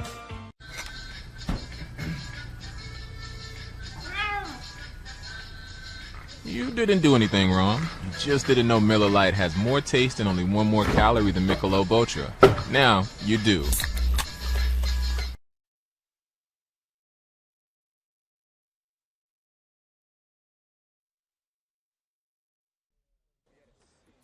Leo Staudaher here, wrapping things up at Dowling Park, where the Oilmen were defeated by the Crestwood Panthers 11-4. So it puts the Oilmen back below 500 here, 3-4 on the season. A tough loss to Crestwood here. As we look across the scoreboard here, it was 11-13-2 for the Panthers, 4-8-1 for the Oilmen. So you were still able to put together 8 hits, but only the 4 runs across the board. I think credit goes to Crestwood pitching on a couple of those where you had 2 situations with bases loaded that maybe didn't capitalize on, and that was something Crestwood, I think, probably took a lot of momentum away from here, was being able to stifle those opportunities for the Oilmen there, as they also didn't have extra base hits. That was something that in Monday's win, you had, I think it was 9 extra base hits, so to have that quick turnaround, sometimes the ball doesn't quite fall the way you want it to, and you struggle to get runners across the plate by that virtue, so the Oilmen just didn't quite get the ball falling the way they needed it to today, as the offense performed adequately, but didn't quite push the same level as the Panthers had it at. As you look at the pitching side, it was where the walks really added up for the Oilmen, as we saw several innings where the Panthers just sent many runners up to the plate. We saw the 4th inning, 9 came up to the plate, a lot of walks, and those unforced mistakes on the mound are what really hurts, as we saw Justin Schassberger on the mound for Crestwood do a solid job going about 6 innings and just mowing down the Oilmen hitters. But then Jacob Cook coming out of the pen going 3 innings, getting the save as well. So some good pitching from Crestwood. The Oilmen had several pitchers on the mound today. We saw Nohos, Pappas, Strutz, Deal, and Freitas on the mound. When we look at some of the top offensive performers, we saw Kyle Zarnacki. He reached base twice, a walk and a single. We saw Dom Curcio had 2 hit by pitches. That was something you don't always see players get multiple of a game, but he did, as he reached base 3 times today, a single and 2 HBPs. And then we saw Tyler Fumikanen had 2 singles and a walk. He also drove in a run. So there were some performances to build off for the Oilmen here, and that's the benefit of this quick season, is you'll get another chance tomorrow facing the Chicago American Giants to try to bring their record back to 500. So that'll be a quick turnaround. We'll be back at 5 o'clock for that on Chicago's South Side for that. Brandon and I will have the call. But again, that's all we have here for the post-game show on the Oilman Broadcast Network. The final was Crestwood Panthers 11, Northwest Indiana Oilmen 4. We thank you very much for listening here on the Northwest Indiana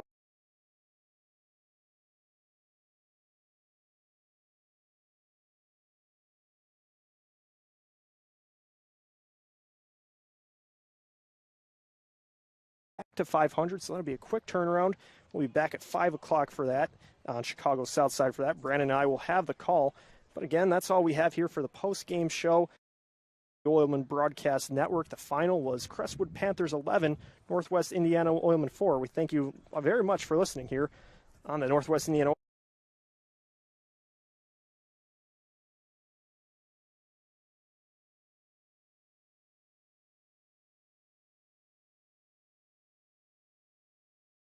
to 500, so that'll be a quick turnaround. We'll be back at 5 o'clock for that on Chicago's South Side for that. Brandon and I will have the call. But again, that's all we have here for the post-game show.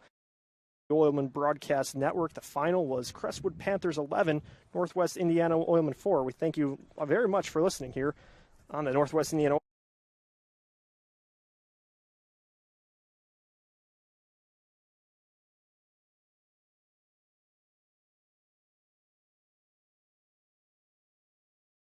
to 500, so that'll be a quick turnaround.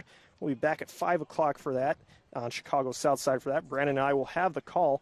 But again, that's all we have here for the post-game show. The Oilman Broadcast Network. The final was Crestwood Panthers 11, Northwest Indiana Oilmen 4. We thank you very much for listening here on the Northwest Indiana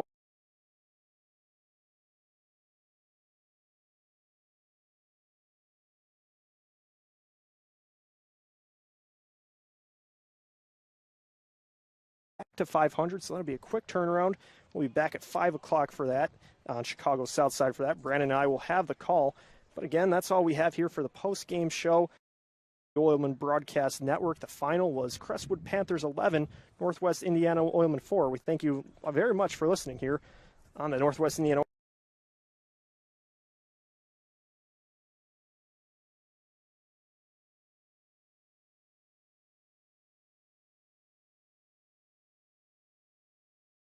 to 500, so that'll be a quick turnaround. We'll be back at 5 o'clock for that on Chicago's South Side for that. Brandon and I will have the call. But again, that's all we have here for the post-game show. Oilman Broadcast Network. The final was Crestwood Panthers 11, Northwest Indiana Oilmen 4. We thank you very much for listening here on the Northwest Indiana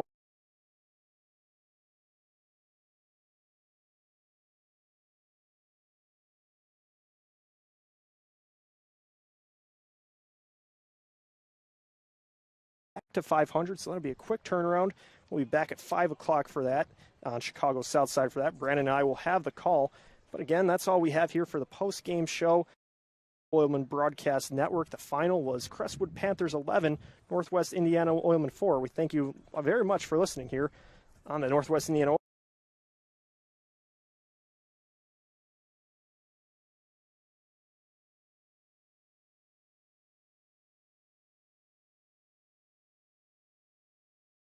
to 500, so that'll be a quick turnaround. We'll be back at 5 o'clock for that on Chicago's South Side for that. Brandon and I will have the call. But again, that's all we have here for the post-game show. The Oilman Broadcast Network. The final was Crestwood Panthers 11, Northwest Indiana Oilmen 4. We thank you very much for listening here on the Northwest Indiana